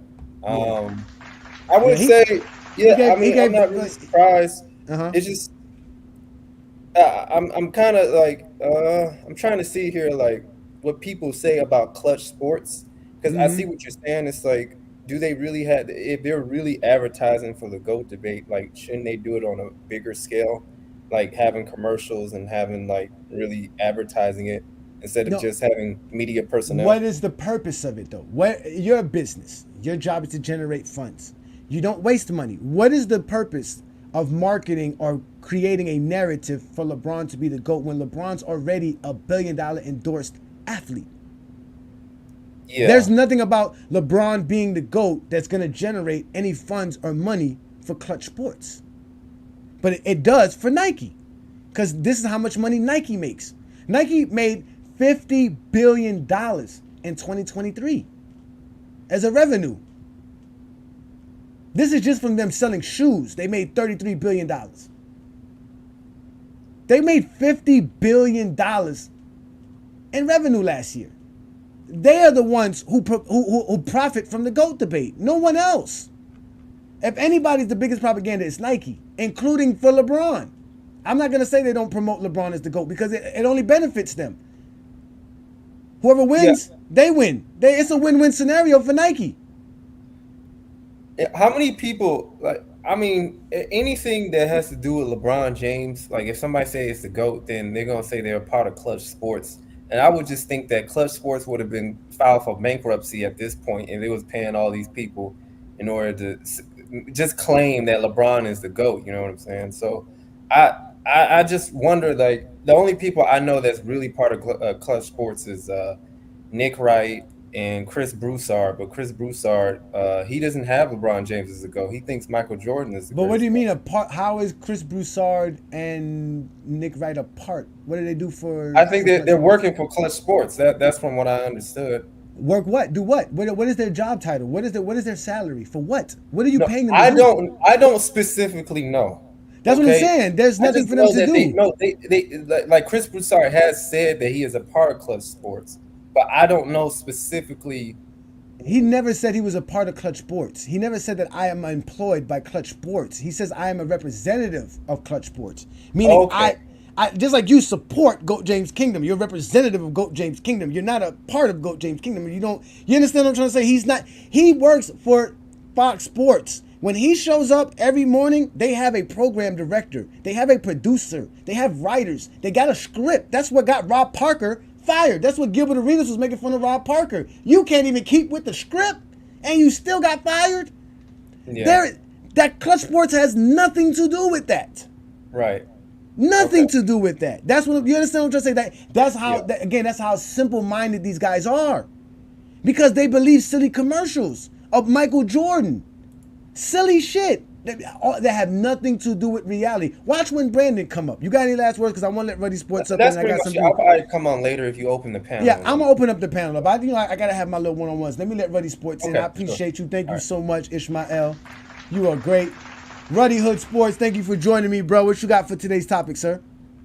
What's good, man? What's good, chat? Hope everybody's chilling. Hope everybody's doing good.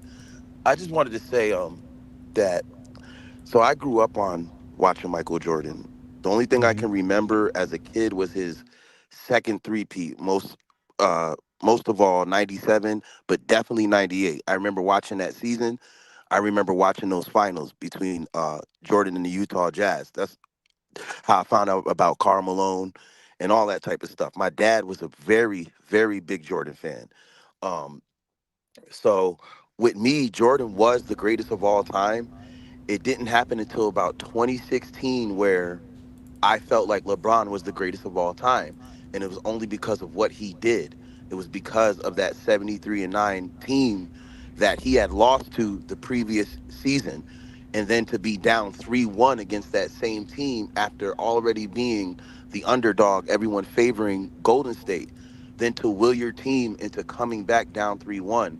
For me, he became the greatest. See, I felt like Jordan did great things during his career, but he hadn't done anything greater than 2016. It wasn't just him. No one did anything greater than 2016. So for me, growing up in a Christian home, this debate almost becomes reminiscent of the Christian versus atheist debate. It's like, in order to love God, you got to hate the devil. And in order to love Michael Jordan, you got to hate LeBron James, to the point where they start to move away from stats, to the point where they start to move away from longevity, to the point where they start to move away from the achievements, the accolades, the entire body of work. We have to understand that LeBron James' body of work is so great that I got into an argument with ChatGPT to the point where ChatGPT told me, well, we basically don't look at stats this way. Like, get out of here. Either be an AI and tell the truth or don't. You know what I'm saying? I'm dead serious. If you ask ChatGPT right now, that if you ask ChatGPT, right, if you say, I want to be technical, just for the sake of being technical, if LeBron was the youngest player to break from 1,000 to 40,000 points, wouldn't that technically mean he has 40,000 records? And ChatGPT gave me the hardest time answering that question until finally it said yes, it would mean he has anywhere between 1,000 and 39,000 records broken. But that's another story for another day. The point that I'm making is that these commercials, the ones that you showed, I have seen some of them growing up that want to dress like Mike, want to be like Mike. These commercials is heavily something that people rely upon. This is what they're drawing from when in these debates. When they talk about Michael Jordan, when they talk about how he's great. No, he's great. He's the greatest all time to you because of the relationship that you've had with him growing up. This is why you run away from stats. This is why you run away from all these different things when it comes to this debate. This is why you talk about what LeBron James did not do. Oh, you 6 finals losses and you had top 75 players and you missed the playoffs and all this other bullshit. You talk about what LeBron James could not do in order to try and big up what Michael Jordan did do.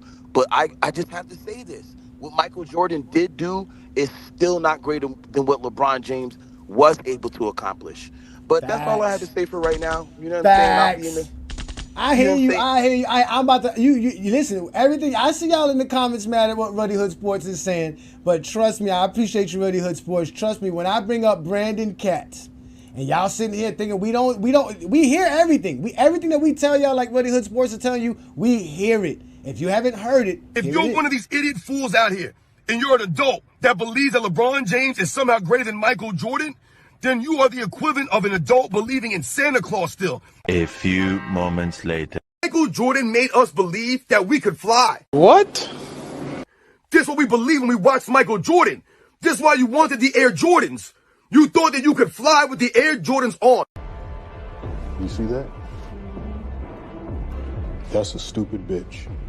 Michael Jordan's greatness, the Air Jordan, in the air, the creativity, the poetry in motion, You put those sneakers on and you thought that you could do what Michael Jordan was doing. You wanted to be like Mike. Ladies and gentlemen, that was one Zesty Jeffrey at his finest. We have another one coming up for you right now. He's the MJ Police. His name is Brandon Katz. Hey, you. Where are you going? I'm going to mind my fucking business. That's where I'm going. Do you have a problem with that, officer?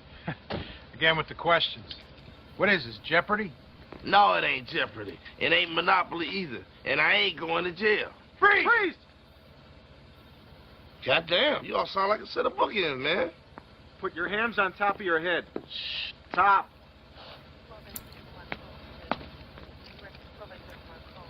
Lean back. I know why you stopped me. What's good, Brandon? Long time no see. Go ahead. What you got for me today, sir? Yeah, this show is complete bullshit because if you look at how Nike marketed Jordan in the 80s, first of all, Jordan did the dunk contest. And when you look at the players that are the best at selling shoes is as much about style as it is about winning. Jokic can't sell shoes. Hakeem never sold shoes. Kyrie made tens of millions of dollars selling shoes in part because of Kyrie's style, shooting left-handed shots off his right foot. But Nike did not market Jordan as the GOAT in the 80s. They marketed Jordan as the GOAT in the 90s after he was winning titles. 3 straight titles, 2 straight times, 6 titles in 10 years. And when you talk about the GOAT debate, there are 2 reasons LeBron will never be in the GOAT debate with anyone who's serious about basketball. The first is LeBron never dominated any era the way Jordan did in the 90s. And the second is LeBron constantly was losing in the finals. People talk about 2016. If the NBA didn't suspend Green in 2016, he loses in 5. But the point that you're missing, you've said this repeatedly. You say people didn't watch Jordan. NBA TV ratings were the best in the history of the league in the 90s. So Nike doesn't care about the GOAT debate. Nike's a corporation. They care about making money. So Nike's going to market players in the way that they can make money. They're only going to market LeBron as the GOAT if that's a profitable way for them to market LeBron. You can't market a player as the GOAT when he's getting his ass kicked in the finals every year and he's scoring 2 points in the fourth quarter against Dallas. The reason Nike marketed Jordan as the GOAT is he dominated his era. He won 3 titles twice. He won 6 titles in 10 years. So Nike marketed Jordan in a way that made sense based on Jordan dominating the league. The reason Nike doesn't market LeBron as the GOAT is he gets his ass kicked in the finals every year. LeBron's never dominated the way Jordan is. He's never won 3 straight titles. Nike is not going to market LeBron as the GOAT because people are watching LeBron play and their eyes tell them he's not close to Jordan's level. Again, Nike marketed Jordan as the GOAT in the 90s because that was the best way to market a player who was dominating the league. There's no era anyone can say LeBron dominated when he constantly needs Ray Allen bailouts and the NBA suspending Draymond Green just to win 4 titles, switching teams every 5 years. Again, you said this repeatedly, people didn't watch Jordan. You can Google it. NBA TV ratings, even compared to today, are the best in the history of the league in the 90s. So people's eyes said Jordan was the GOAT. It wasn't commercials or marketing, it was their eyes. And Nike marketed Jordan in the best way that they could make him profitable, and that was marketing him as the GOAT. With LeBron, Nike never saw it profitable as marketing LeBron as the GOAT because he didn't dominate or win at anywhere near the level or with the consistency Jordan did. And LeBron has Klutch Sports paying Nick Wright, paying Shannon Sharp. LeBron doesn't care about making money. He cares about his ego. As a narcissist, he wants to push himself as the GOAT. And so LeBron has an entire agency pushing him as the GOAT, and he still can't make the case the way Jordan did by dominating in the 90s. First off, ladies and gentlemen, that is Brandon Katz at his finest. The gentleman can't help himself. He's an habitual liar. First, let's start off with the NBA TV lie. The NBA TV did not start till 1999, and it started on NBA.com as an internet. But TV ratings were the highest in the 90s. Again, you said NBA TV was at its highest rating in the 90s. That's exactly what you said. Sit your dumb ass down. What you just said is one of the most insanely idiotic things I have ever heard. Everyone in this room is now dumber for having listened to it. Sit your punk ass down. That old bullshit. Y'all knew it was coming. I knew it was coming. I let him go off. I literally let him go. He can't help himself. This is why you get put in the dugout. I really need a picture of you to put you right next to Michael Jordan. You want to sit next to Michael Jordan this whole time. That's what you really want. That's what you showed up here for. Shut up, bitch. Sit your ass down. The NBA TV didn't start till 1999, and it was online. So that means there was nobody watching Michael Jordan on NBA TV during the 90s. That's a lie by you. A big time lie by you. Then you said Nike was marketing Jordan and they were selling sneakers and it was a phenom because he was winning. Lies. It was because of this.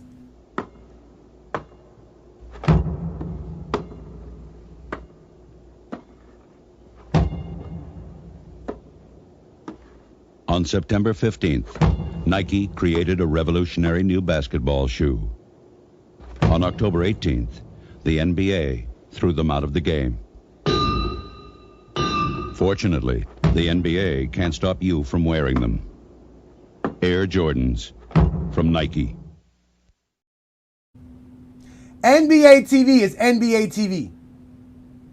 Not the games, not television. He didn't say television ratings. He said NBA TV. That's an actual thing. Even if you want to say television ratings for the NBA was higher in the 90s, so was everything for television in the 90s. There was nothing bigger than TV in the 90s. We talked about this. That's why the commercials for Michael Jordan like this when he was losing was so important. Yo, Mars Blackman here with my main man, Michael Jordan. Yo, Mike, what makes you the best player in the universe? Is it the vicious dunks? No, Mars. Is it the haircut? No, Mars. Is it the shoes? No, Mars. Is it the extra long shorts? No, Mars. It's the shoes then, right? Nah. Is it the short socks? No, Mars. Money's gotta be the shoes. Shoes. You sure it's not the shoes? I'm sure, Mars. What about the shoes? No, Mars. Money's gotta be the shoes. Michael Jordan wasn't a winner here. He was nowhere dominant here. Nike was all day long. Here goes another commercial. This is the Michael Jordan's first year because these are the Jordan 1's commercials. This is a Christmas commercial.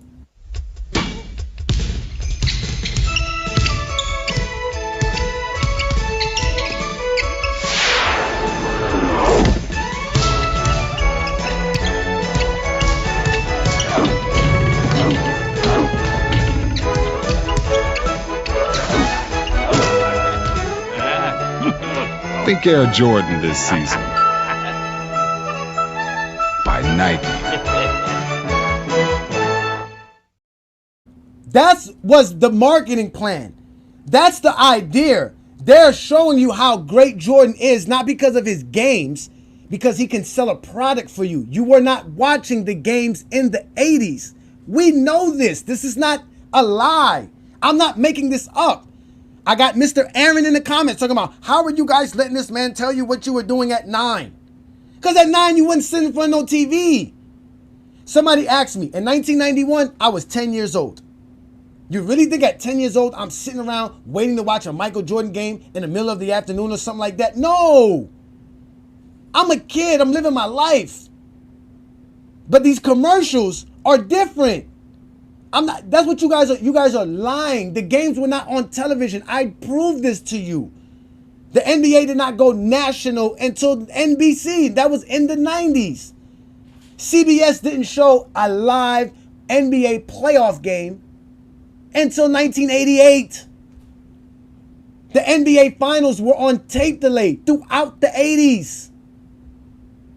Why you guys can't accept the truth? These are all facts.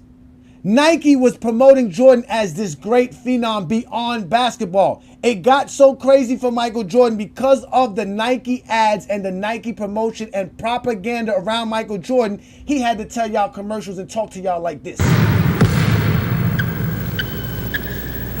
What if my name wasn't in lights? What if my face wasn't on TV every other second? What if there wasn't a crowd around every corner? What if I was just a basketball player? Can you imagine it? I can. Michael Jordan wasn't loved because of basketball. He was loved because Nike was making you think by putting on his sneakers that you yourself can be somebody. And in the 80s, being somebody meant something. You don't remember? Jesse Jackson had that saying, gotta be somebody. You gotta be somebody. You are somebody. That was life back then. You guys don't remember this because you were kids. But you remember all of this. And you're right. Later on, Nike decided that they're going to start promoting Michael Jordan as the GOAT. Including Michael Jordan himself, because he has input on what goes on his sneakers. So Michael Jordan's running around here promoting himself as the GOAT because it generates money for Nike. They are one of the biggest companies in the world because they were able to profit off of Michael Jordan as being called the GOAT. Kareem Abdul-Jabbar was not considered the GOAT because Michael Jordan and Nike. Klutch Sports does not own any rights of Nick Wright. So I'm going to ask you this, Brandon. What did Klutch Sports pay Nick Wright and Shannon Sharpe to say? Okay, so first of all, when you talk about Kareem lost in the... And answer my question. What does Klutch Sports pay Nick Wright and Shannon Sharpe to do? Okay, so what, and this is public record, Nick Wright has said he was paid, for instance, to consult with Haberstall on that ridiculous bullshit story that Jordan wasn't DPOY when he had the third best defensive rating and he anchored one of the... Okay, Haberstall works for Yahoo Sports. How does that have to do with Klutch? What does that have to do with Klutch? What does that have to do with Klutch? Wait. No. You don't pay somebody to consult you. They're journalists. They're colleagues. No, you don't do what you want. This is the Friday Night Exposure. You don't do what you want. They're colleagues. Colleagues consult one another, especially in journalism. There is nothing wrong with Tom Haberstroh reaching out to Nick Wright about an article that's dependent on the GOAT debate, which is what Nick Wright does. So that's not, he didn't pay him for that. How much money is Klutch Sports paying Tom Haberstroh to pay Nick Wright for an article on Yahoo Sports? Okay, you keep muting my mic. So here's what I'm asking you to answer the question. Answer the question. I'm gonna keep muting because you've been going on and you don't let me speak. So I need you to stay of course because I got other people that can talk. All you do is come up here and lie. You've talked for the last Answer 10 my minutes. question. Answer my last. You know what? Let me let Peter up because Peter's probably better than you in this situation. Peter, thank you for joining me. I'm tired of these Zesty Jeffrey lies. On, man? Can you save them? Because he won't answer my questions. Can you tell me why is a sports agency paying journalists? Hey, 1 second. I'd agree with his theory. It's nothing more than to placate LeBron's ego. Believe it or not, I think people on the outside, they kind of find that hard to believe. Like an entire agency just to, placate a guy's ego. But from a distance, just looking at LeBron over the 22 years or 21 years he's been playing, he is an egomaniac like that. So I don't think it's anything more than that. I don't think it's monetarily driven. Anybody that great is egotistical. Anybody as great as any one of these guys we're talking about is egotistical. There's not nobody. Nobody's gonna have that. Everybody that you're talking about that's considered great in any fashion of any form will have an ego, my friend. That's not enough to say that. Klutch Sports is not owned by LeBron. His board. Why would they spend money his board is into megalomania, for LeBron? Why? It goes What's into the purpose? megalomania, though. It goes beyond. Anyway, what megalomania? Please explain yourself. What did you just say? What you just said? Megalomania. His ego goes. It borders into megalomania. There is such a thing as having a healthy ego, but what ego is that? You know what? Based on what? Based on what? I want to go down that rabbit hole because I wanted to make a couple points in regards to Jordan being seen as the GOAT. I would say, you know, the case that you're making is that it's mostly driven by Nike propaganda. But completely. My two counters to that would be when Larry Bird made the statement that he was in God in basketball shoes, essentially, you know, by default naming him the GOAT after that 86 series, right? Why do you guys do that? Why do you guys paraphrase people's words? If Jordan is God and I swept him, what is Jordan the GOAT at? What do you? That's not him saying the GOAT. The same way him saying I'm a representative of Klutch Sports Nike, right? That's not him saying I'm getting paid. No, God is not that. That's not. And he said that. God, he said that when he was retired. God is a supreme being, though, right? No, he's talking about basketball. Trust me, Larry Bird does not think Jordan's a supreme being. He just said he was great that night. He just described Jordan's game that night. Basketball. That night, not Jordan in general. That night, Jordan was like God. He was unstoppable. He was unbelievable. Right. He was and then what was that night, not his career. All right, bro, calm down. I'm just going to make sure because y'all be lying. And that's what my job is to make sure that those lies that you keep trying to spew gets exposed. That's a lie. The point that I'm making, though, is, you know, early in Jordan's career, prior to the winning, it was his otherworldly stats and output that made people initially start making those arguments. What's the Bob Knight quote? I don't know it off the top of my head. I think Bob Knight had a quote along those similar lines, like, you know, early on, he felt like he was looking at the greatest basketball player that ever lived. Something along those lines, right? Jordan came to the league averaging 28 points on 50% shooting as a rookie, right? I think, if I'm not mistaken, he made an all-star team that year. So from the very beginning, you could tell that this wasn't a normal, you know what I'm saying? This was something otherworldly. And then for that Celtics series, it wasn't just that one game. The man averaged 45 points for that series, shot 50%, averaged, I think, like 6 or 7 assists, 7 rebounds. So when you looked at guys like Magic and Bird, who were the standard at that time, right? And then you see this young guy having that sort of statistical output, and then on top of it, having a defensive output also, it boggled the mind. It blew you away. False. You know, that wasn't marketing that. It's not marketing that made you. All it's what he was doing on the court. No, it's all false. Everything you're saying is all false. Everything What, the 45 points a game in the 86? Michael Jordan was drafted in 1984. Right. His first season was 84, yes. 85. And guess what? In 1984, Michael Jordan was selling 1 million shoes because of commercials like this.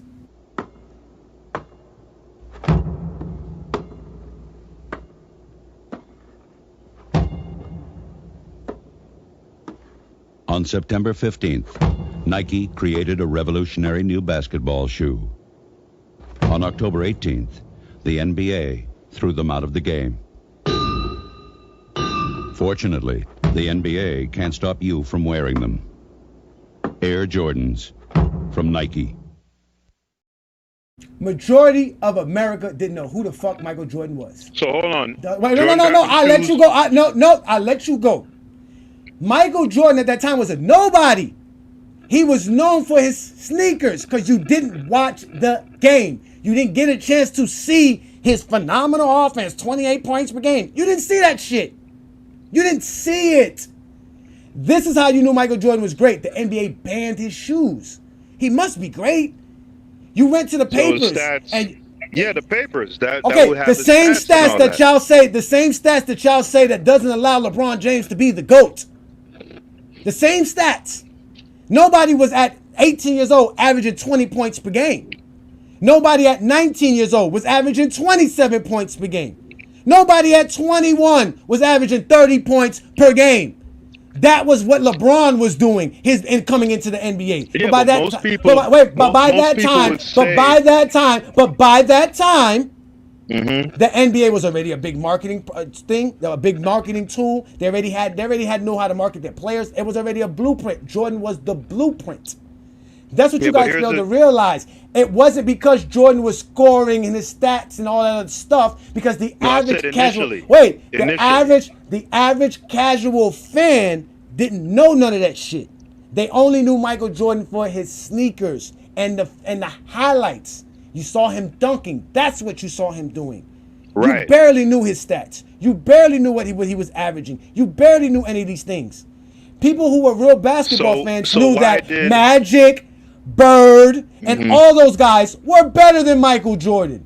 Nobody was sitting around here talking about no rookie Michael Jordan being better than Magic or Bird in 85, 86, 87. No. Bird, from Bird's words, it gives me the impression that he believes Mike was better than him from in 86. Nike, because that's a Nike promo. All this is Nike. It all comes from Nike, major media the God outlets. in basketball shorts, that's all a Nike thing? Where did you get it from?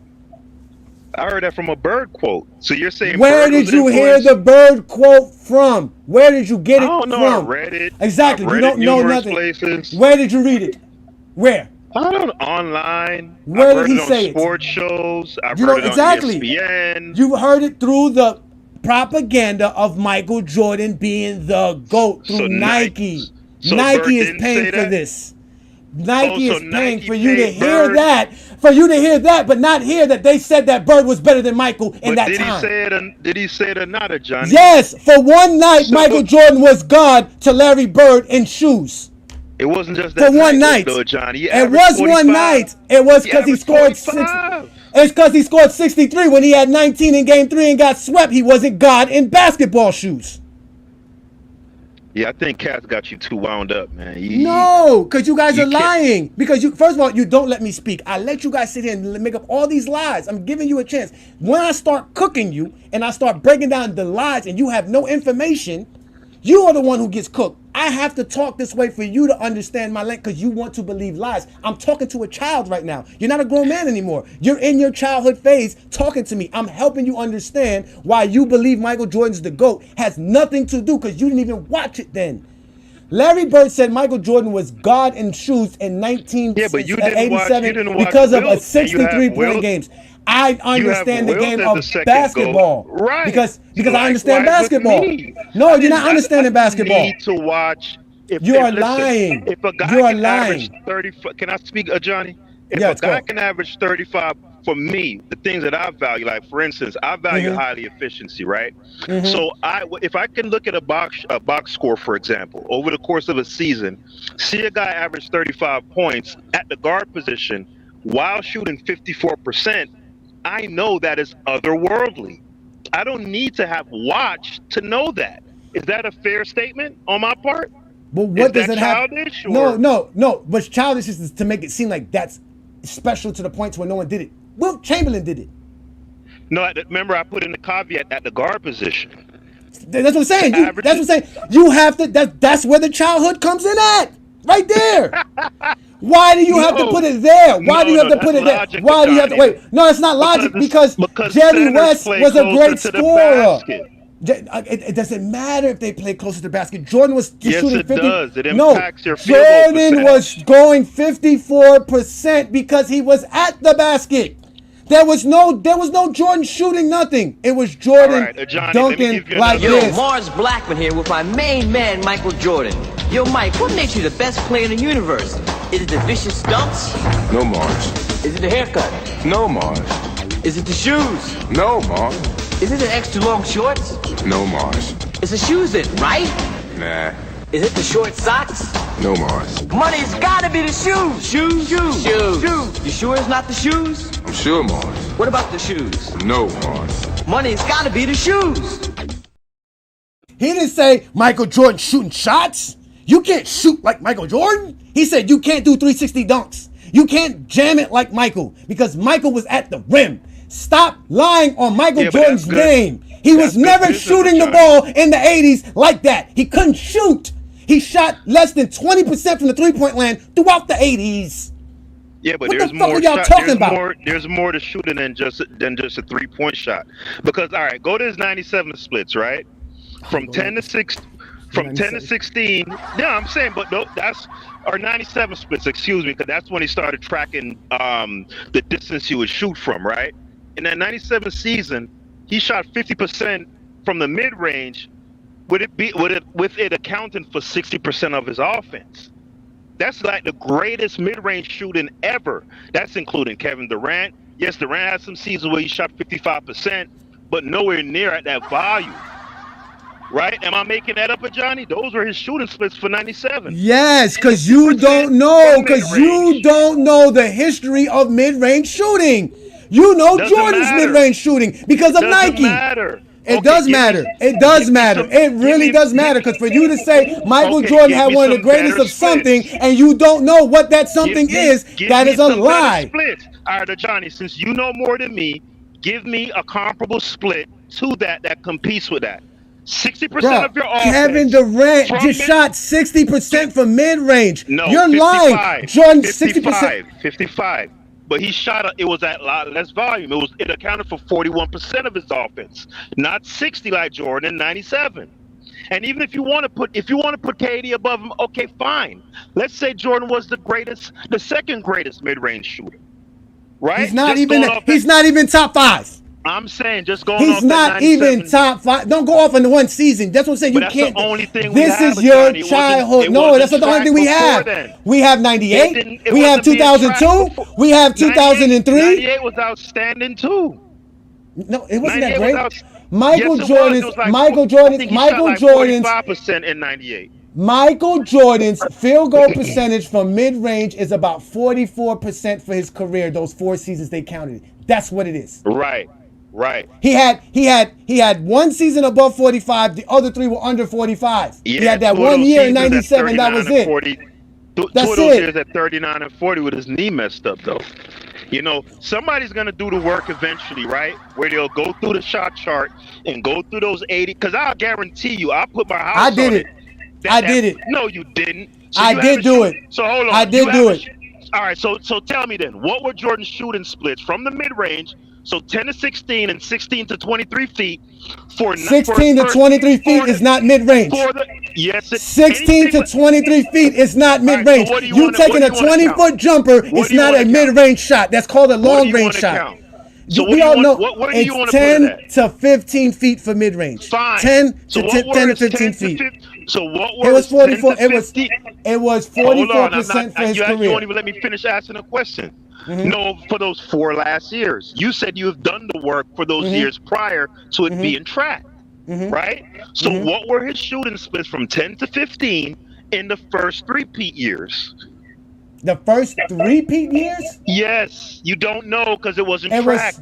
I know You it wasn't just made tracked. that That's what I'm up. saying. Okay. Listen, You I just told made no. that up. I didn't make it up because you're looking for something to catch the exposure, but you can never do that. You gotta run faster, nigga. Run faster because you ain't gonna catch me.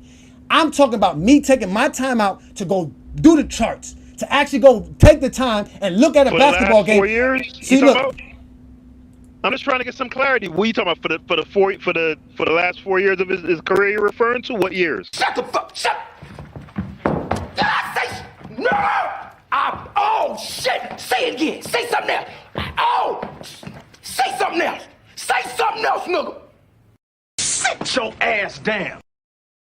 Bruh, this is why I get the way I get with y'all, man. Y'all didn't notice I was cool until the Zesty Jeffries showed up with their bullshit. Nigga, I did the research. I went and watched basketball games. That defense you talk about Michael Jordan was playing was fucking horrible. He had fake steals, fake blocks to win Defensive Player of the Year and to win an all-defensive selection for the first time in his NBA career. Michael Jordan was horrible at defense. He could not keep up with his man. He was getting torched left and right. Lamont Ben put up all kind of numbers and showed y'all this shit. Michael Jordan's is not that dude that y'all keep trying to push on us. Stop it. I'm not falling for it anymore. It's not that. He was a great basketball player. His mid-range shooting does not make him the greatest player of all time. This is also another Nike propaganda. The mid-range shot has been around forever. Sam Jones, Gail Goodrich, Jerry West were all great at the mid-range throughout the 80s. Bernard King and Adrian Dantley, Alex English, all the great scorers were good mid-range shooters when you talk about non-big men. That wasn't Michael Jordan. That's why Jordan was separated. That's why he was different. Because Jordan was scoring at the rim. Majority of guards couldn't get to the rim because they did not have the athletic ability to leap over people like Michael Jordan can. So Michael Jordan's majority of his baskets, when you're praising him during the 80s, was him going to the rim. And to deflect that, you jump to 1997 where Jordan did not have the athletic ability to get around anybody and get to the rim as much. And he was below average at the rim during that time with the numbers available to us. We know this because I did it. Like I told you, I charted Michael Jordan's shots in 1980s and show you where he was shooting the ball from. 60% of Michael Jordan's shots, and in those games that I watched, which was 10 different Michael Jordan games, were in the paint. Michael Jordan wasn't shooting no mid-range jumpers in the 80s. You guys don't know Michael Jordan's career. All you do is come up here and lie. And this is why you get to sit in the dugout, because that's all y'all good for. It's just a fucking lie. Sit your punk ass down. That old bullshit. Man, sit your dumb ass down. What you just said is one of the most insanely idiotic things I have ever heard. Everyone in this room is now dumber for having listened to it. Again, Michael Jordan and the phenom that he is and everything that everybody's talking about started with commercials like this. Maybe it's my fault. Maybe I led you to believe it was easy when it wasn't. Maybe I made you think my highlights started at the free throw line and not in the gym. Maybe I made you think that every shot I took was a game winner. That my game was built on flash and not fire. Maybe it's my fault that you didn't see that failure gave me strength, that my pain was my motivation. Maybe I led you to believe that basketball was a God-given gift and not something I worked for every single day of my life. Maybe I destroyed the game. Or maybe you're just making excuses.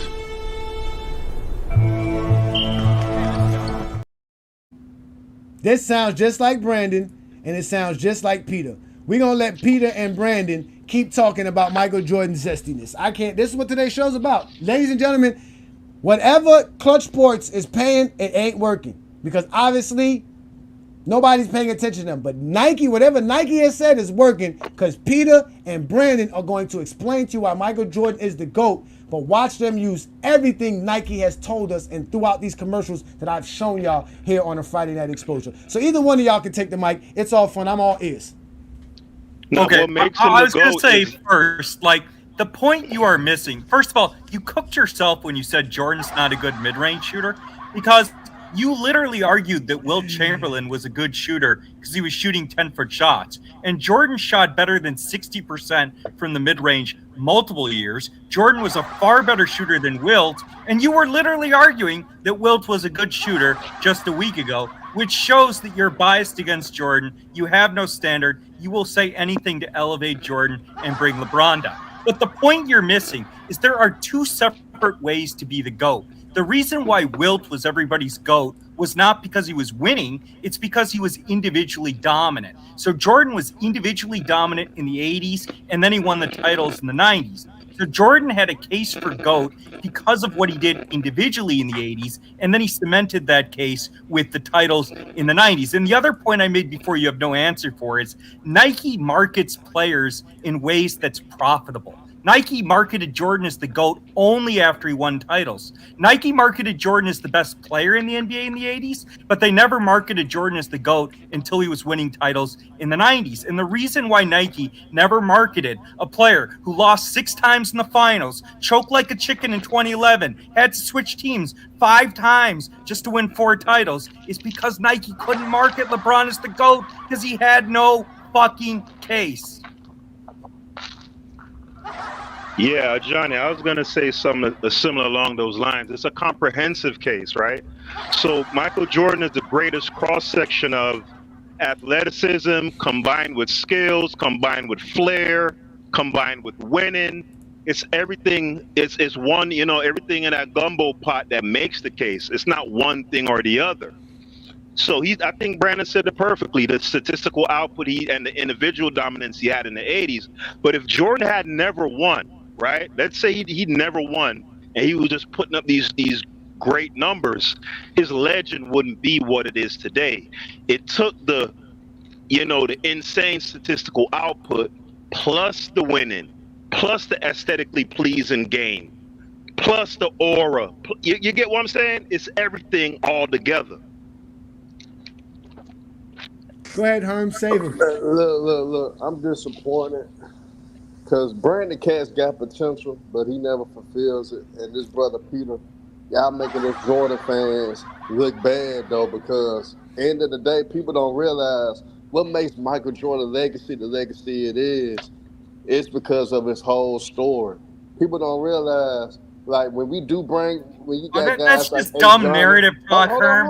Hold on, Brandon Cash, you ain't even let me get to it. Because guys like Ajani and others that does talk about Michael Jordan failures, you got to understand, most players in their first 7 years of their career, they go get their ass kicked, they go through failures, they go have their bad moments because they learning, they adjusting, and they picking up on things for us going against the more dominant teams in that era when they first come in. So it's an adjustment period. We understand that. So instead of embracing that and understanding that and accepting these failures, we sit up there and want to bring up other things to try to combat that. And that's where they trap us at, because now we want to bring up the numbers that he did But in the Herm, 80s. how does that counter what I said though? We said. Peter. Hold on though. Go ahead. Nobody said Jordan was winning in the '80s. Herm, you're not even listening. No. What makes Michael Jordan legacy the legacy it is, because after he kept getting his ass kicked in the 80s, losing to the Bucks, losing to the Celtics, losing to the Pistons, especially the Pistons. He was getting better and better each year. He learned from those mistakes, and when he finally did get over the hump, it was no looking back. So that's what makes his legacy the legacy. I don't see the big difference between what you just said and what I just said. If it weren't, when you're saying Herm just wants to argue today. Hold on, real quick. Him getting over that Pistons hill, particularly, right? That's a compelling story. I get that part of it, right? Man. But there's no difference between you saying that and me saying him being the spearhead of two different dynasties. We're saying the same thing. No, we not. Because end of the day, we try to ignore what did happen in the 80s. What did go on with Michael Jordan for his first proportion of his career? We don't have to. Yeah, but that wasn't because of Jordan. That was because of the team around him.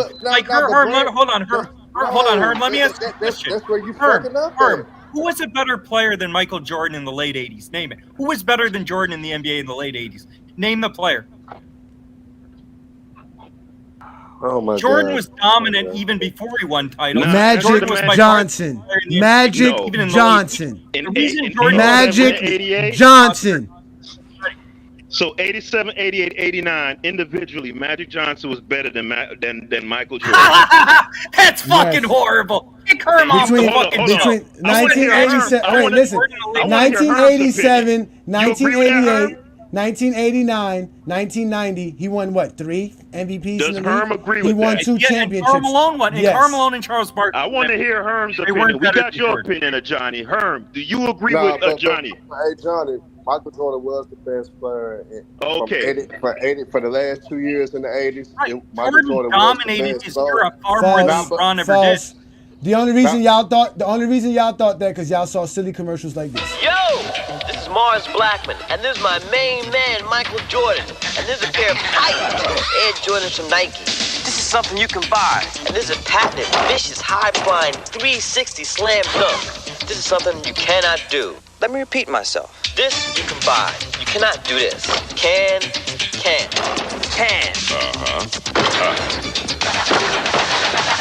No!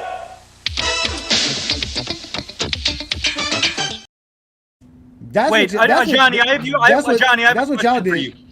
Ajani, are you saying when Jordan averaged 37 a game, he's MVP in DPOI? You're saying Magic Johnson was better than Jordan in '88? In 1988, when Michael Jordan was getting fake steals and getting fake stats, that Magic Johnson, not that year should have went to Bird. Bird should have been the better player. But was Magic better than Jordan that year, yes or no? Again, I'm answering your question. Oh, come on.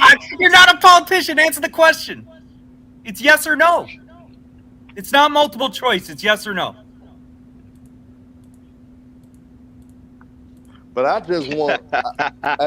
Oh, you won't answer the question. Hey, but look. I will answer the question. Again, 1987, it was Magic. 88, it was Bird. 88, 89 was Magic. 90 was Magic. Wait, you're saying Are we Bird gonna was keep better talking than this? Jordan in 88? That's absurd. Jordan Bird got fake stats. Jordan got And scoring fake was fake too? stats. Fake. It doesn't matter. Scoring is not what got him the MVP. You're not and the Defensive keeping it Player of the real, Year. man. I You're am not keeping it real. bro. Jordan scored 37 points per game the year prior and wasn't the MVP. He was begging the media to give me some attention. I mean, I'm great.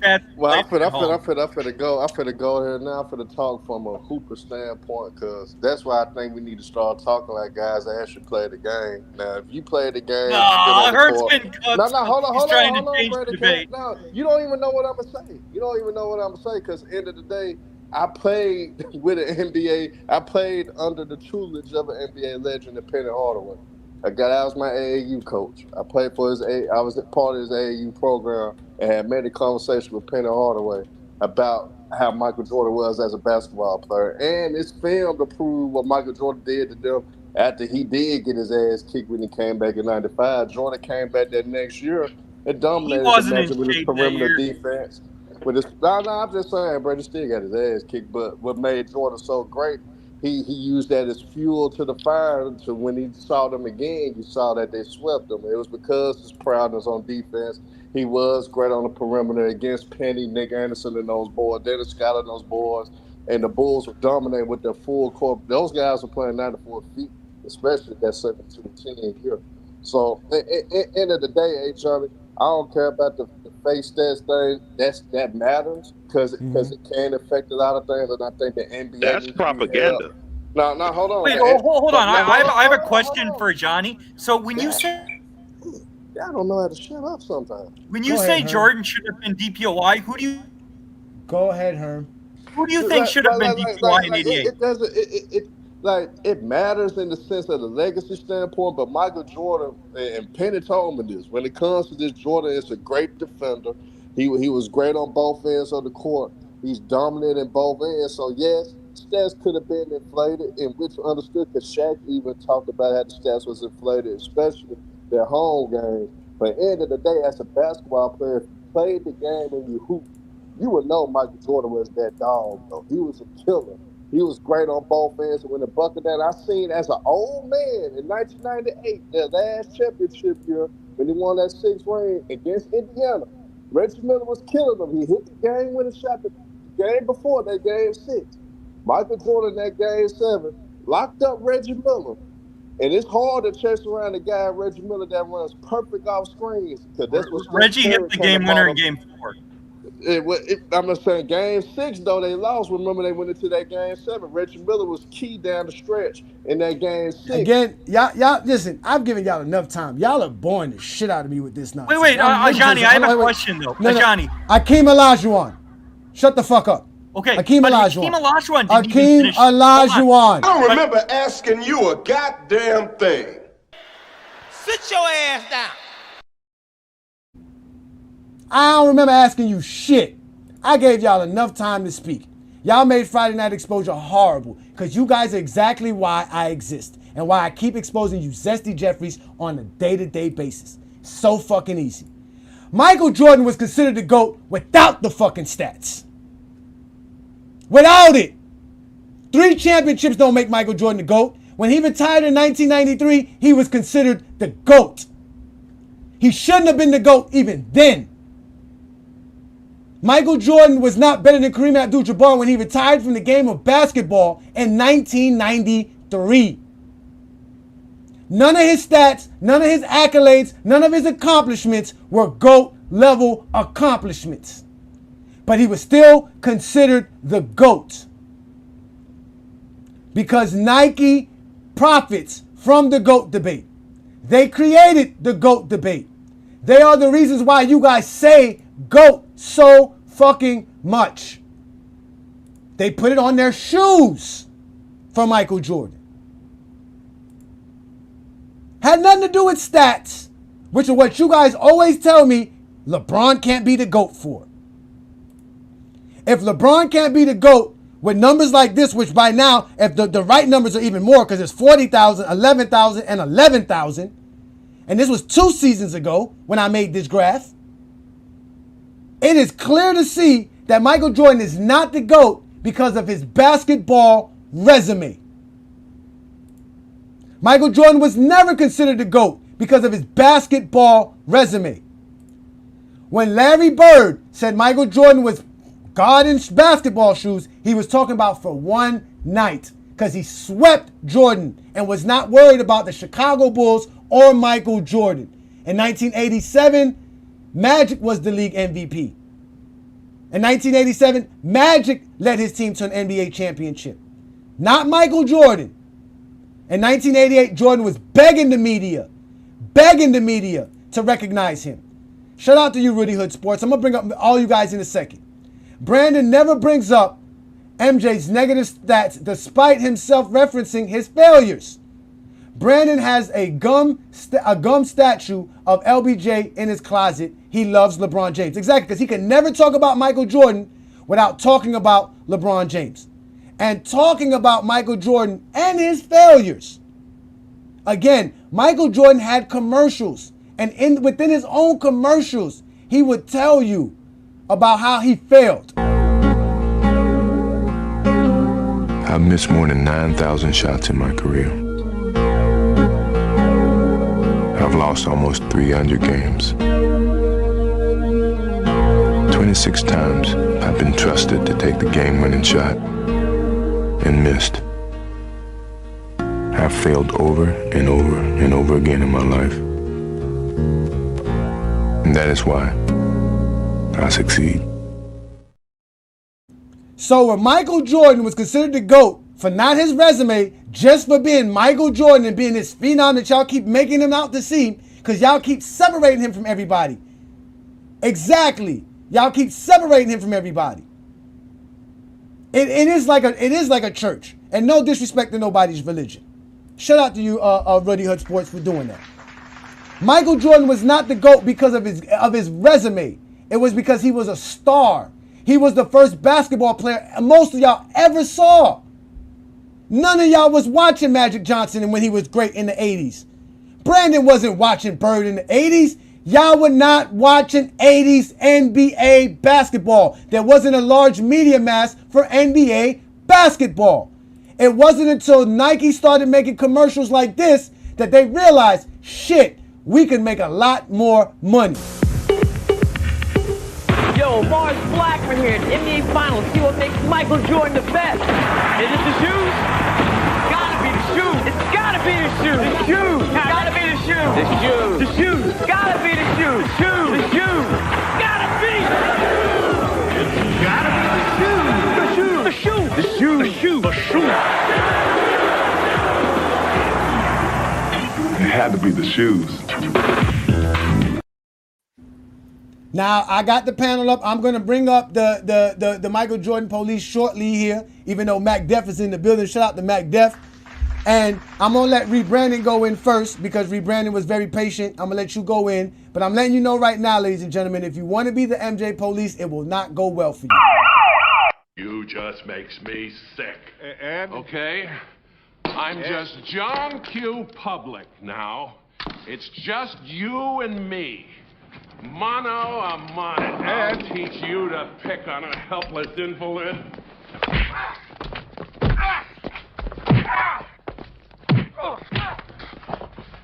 All right, he's had enough. Somebody help the captain. We've got to get to that press club dinner. This way. Jesus, guys. Peace, Reed Brandon. Thank you for joining me on a Friday Night Exposure. What's good, brother? What you got for me? Go ahead and... Nothing much, man. I can hear you, man. What you got for me, man? Yeah, so just listening to everything you've been saying, I actually think that we need to actually give Jordan more respect, right? Because he actually birthed, the ability for Nike to help with LeBron James' GOAT campaign, right? Like when you look at what, Jordan's done for Nike, I mean, it would make sense that they tried to paint him as the GOAT, right? just going down, simple search, right? Michael Jordan's partnership with Nike helped the company in several ways, including sales, brand exposure, focus shift, business model innovation, and iconic symbol. So I'm gonna be real with you. Like, I think the relationship, they helped each other equally, and I think you're trying to paint it like Nike was just doing everything for Jordan and he did nothing for Nike. No, that isn't the case at all, right? And even when you look at what Jordan birthed coming after that, he, like I said, he birthed opportunities for the likes of Penny, the likes of Kobe Bean Bryant, RIP to him, and of course your GOAT and my GOAT, LeBron James. So I think it's kind of disingenuous to sit up here and act like it was just Nike was just giving everything and Jordan gave nothing to Nike. No, it was equal. So that's all I really got to say. Just having a genuine conversation about it for real, bro. No, I hear you. Again, Michael Jordan is recognized for changing the way the NBA was marketed. I agree with you. Magic and Bird saved the NBA, right? Actually, in reality, Dr. J saved the NBA.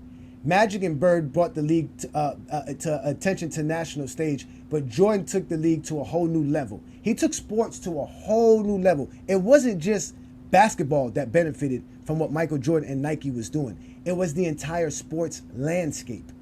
Even ESPN wouldn't be as popular as they are if it wasn't for the Nike and Michael Jordan propaganda. Right. All of that was predicated on that. Nobody's taking that away, but that doesn't make Michael Jordan the GOAT. Yes, well, it does add to his greatness, though, because when we're talking, GOAT, greatest of all time, right? Mm-hmm. What goes into greatness? Your impact, right? So when we look at the impact, we got to look at Jordan's impact on the culture, on pop culture, on the shoe market, on the NBA itself. But it's not Jordan. But it's not Jordan. That's what I'm saying, Brandon. Not Jordan? Because Jordan had none of. Because Jordan's not that cool. Jordan's not that into hipness. Okay, so like why? That. Okay, so it's a marketing. It's a marketing company. It's a group of people who get paid to come up with ideas, and that's how they come up with the idea to go get a Spike Lee to go do a commercial for them. So Johnny, let me ask you a question, bro. Mm-hmm. So if it isn't Jordan, so then anybody could have been in those Nike commercials and it would have popped, right? If Magic was there, it would have been like that as well. Yes, I agree Green with that. And all them got like no, nobody's again. Now, mind you. Wait. Hold on. Wait. No. Mind you, because this is where you guys got to get to this. Understand this. Nike had a contract or a bonus for Michael Jordan if he averaged over 20 points per game, correct? And then he also had an extra bonus if he made the All-Star team. You know that, correct? I'm learning that now. Go ahead. Listen. Okay, so they understand marketing. They understand it. That's why he was froze out in that All-Star game. Because when the league banned him from having his shoes and Nike said we're going to keep paying the fines for him to do it because they saw how much shoes he was selling, that's what you were saying. Now they got extra funds. They got extra money now because Nike was already making money. They were known for selling track shoes. They were their basketball department was failing. That was the problem. Now right. that is even still to this day. But I'm saying is even to this day, Jordan's only 10% of their revenue. Hold on, but Ajani, you said to this day, right?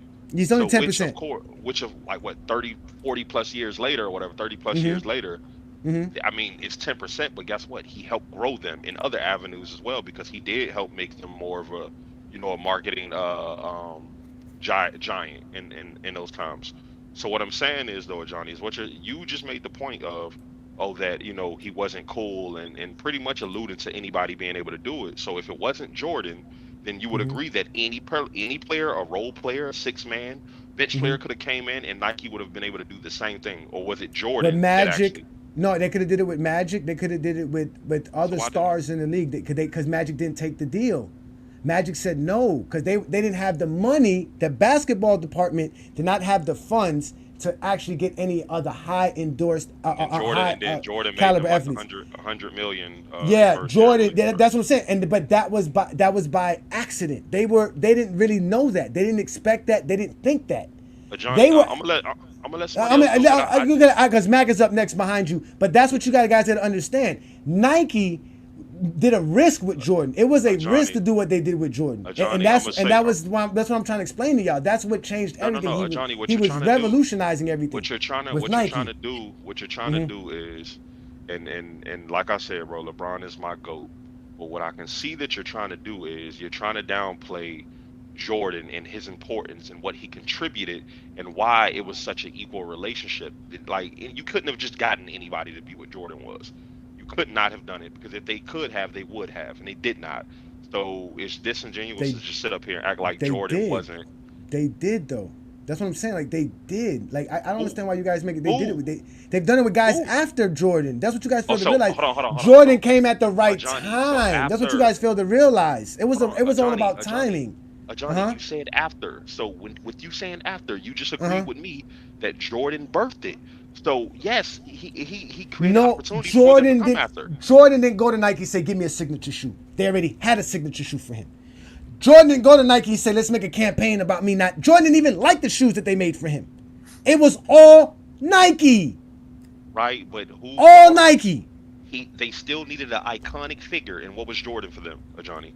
Jordan was a nobody. He was a rookie, third round draft. He was a third overall pick. He was. And when they signed Michael Jordan to that Nike deal, he was a third pick rookie, the guard that nobody thought was going to do anything. Like y'all said, he was a guard. Nobody thought guards can do anything. That's what y'all fail to realize. Again, when the NBA banned his shoes, that's when the shoe sales went up, because Nike made a campaign about them banning his shoes. They paid the fine.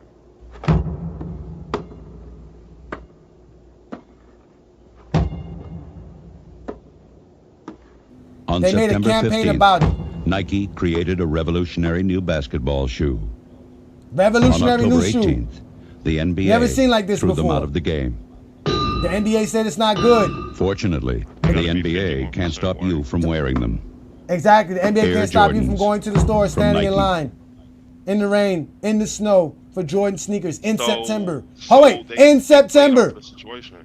NBA at the time, I believe, they said it had to be That has 51%. nothing to do with Michael. Had nothing to do with Michael. That's my point. Michael was a nobody. He wasn't an all-star then. He was nothing then.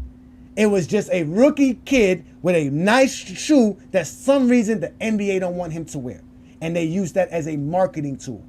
That's what it was. Then eventually he made the All-Star game, and then the NBA said, we got to freeze this because we can't have him marketing some shoes. We can't have some rookie marketing shoes and selling stuff on our platform. Johnny, before we let Mac Devil go, just answer this question for me, bro. And nice show tonight. Shout out to everybody that came up. But so, would you agree that this relationship was equally beneficial for Jordan and Nike? No, Nike benefited way much more than anybody, even more than Jordan. Jordan should be actually richer. Jordan should actually have more stake in Nike. He should have more than what he has. So then I guess we can agree that Jordan made Nike what they are today. No, he's a phenom. I never said he wasn't a Good phenom. talk. I didn't say that, but it was all Nike. No matter what you say, it was all Nike. Go ahead, Mac. What you got for me? Nike was something. Nike was something before Jordan. You was nothing before Jordan. That's why you keep fighting for him, Brandon. I'm not talking to you. Props to Nike. Give Nike its credit for pursuing Jordan and signing him. Props to Nike for the marketing that they put behind Jordan. And props to Nike for getting the money and growing as a company. That's business. As far as Jordan and propaganda or media coverage, yes, about that time, Michael Jordan was what he was doing athletically. It was only a few guys in the league doing that. I mean, he won slam dunk championships. The propaganda was him like, we've never seen a guy like this athletic and doing what he's doing. That was a fact. You can see the highlights on that. You can see game footage on that. You can watch the All-Star Slam Dunk contest and what he was doing. So it wasn't cheap propaganda from Nike or they made him. Jordan was really doing what he was doing. Like, he was dunking from the free throw line. As far as I mean, congratulations on Nike and what Jordan was doing. As far as the GOAT debate, yeah, when he retired the first time in '93, yes, a lot of people considered him the greatest player of all time. And the stats and numbers that you put up, you didn't put up the 7 scoring titles, which ties Wilt Chamberlain for the most scoring titles. We were all, after the first retirement, we looked at Jordan as the greatest scorer that we've seen other than Wilt Chamberlain, just in So the first 9 seasons. so how is So he it better than wasn't Wilt? So how is he better than Wilt? Where? From because there. what we saw from Jordan from there was better playoff performer You didn't easily see Wilt, so how can you say that? because we see the numbers and his losses His in numbers are worse with than Bill Wilt's. His numbers are worse than Wilt's. He has not less in the All Stars, playoffs. less All In the NBAs. playoffs. It's still this. It's still worse. It wasn't because of the playoffs. None of this. So now Jordan's the GOAT because of the playoffs. You guys are great. Go ahead. Continue. Go ahead, brother. Go ahead. I'm sorry. Go Okay. ahead. My bad. Go ahead. So Go ahead. again, Wilt Chamberlain had 7 scoring titles. Jordan, by his first retirement in '93, had 7 scoring titles. He's literally tied with Wilt Chamberlain in leading in scoring titles his first 9 seasons in the league.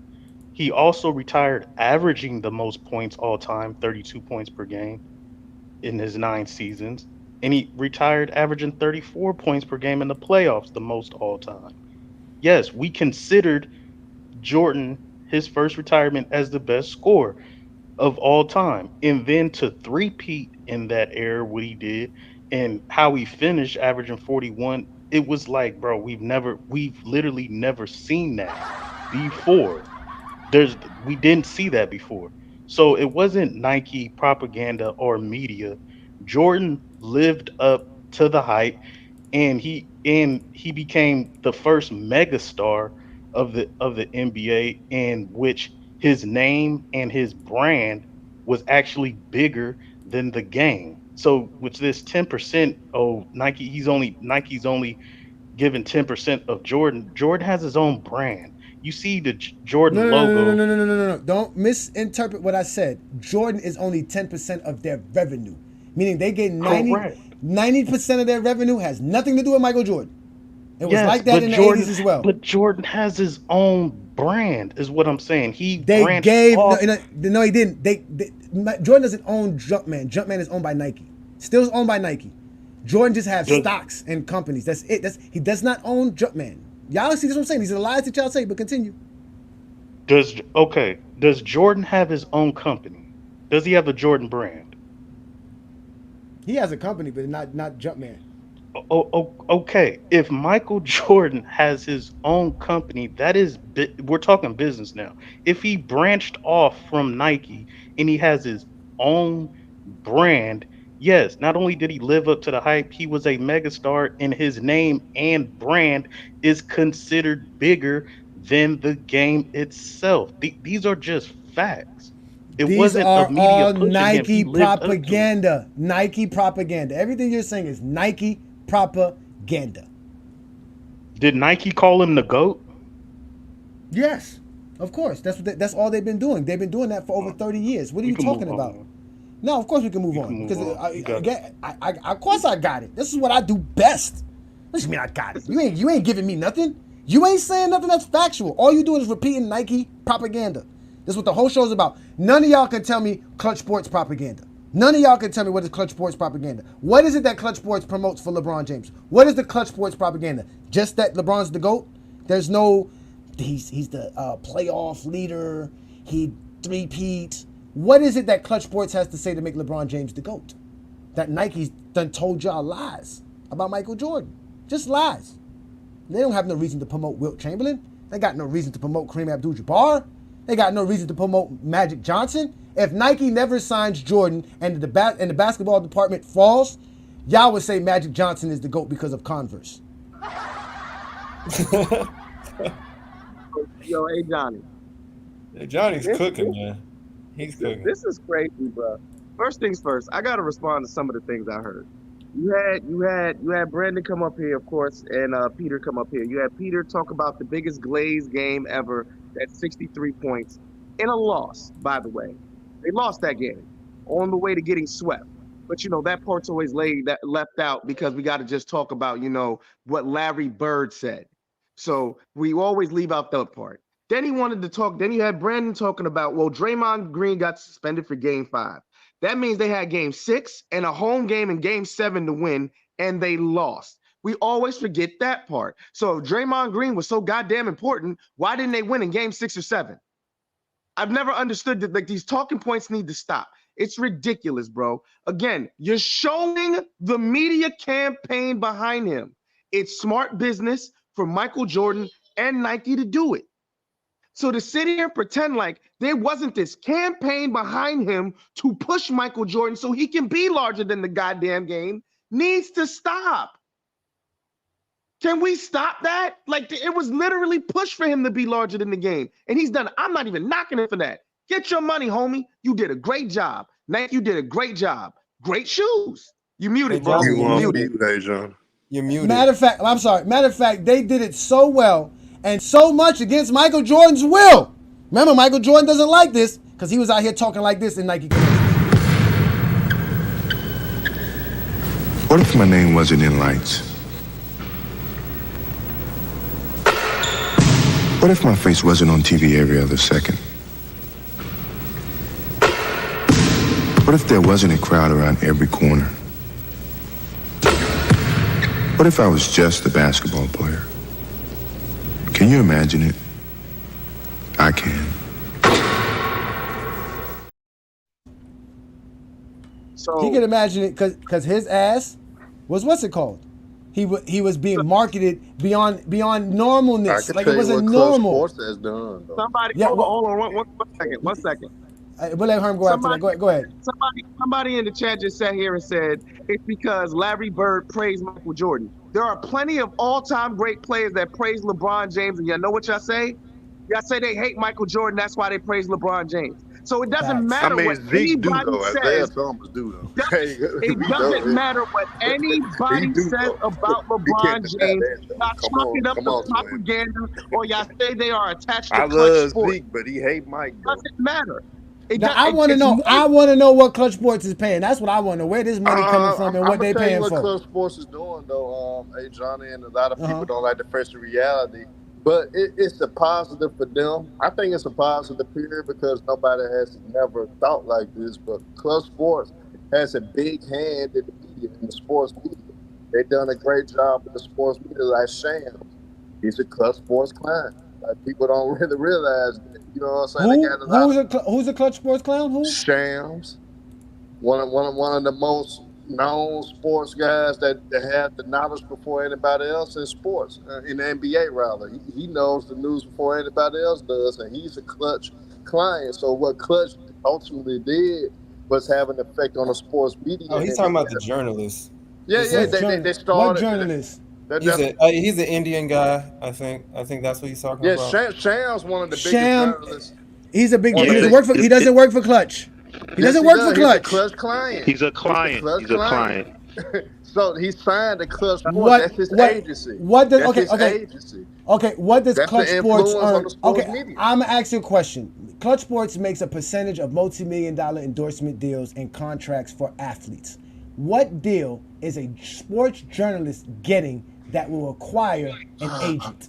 See, here's the thing that you not understand. If I got a lot of sports media members on my payroll, or as my clients, end of the day, I could get my clients to start bringing up certain things that could put things in my favor for us, pushing the GOAT narrative, pushing the how great I am, even though I don't need them.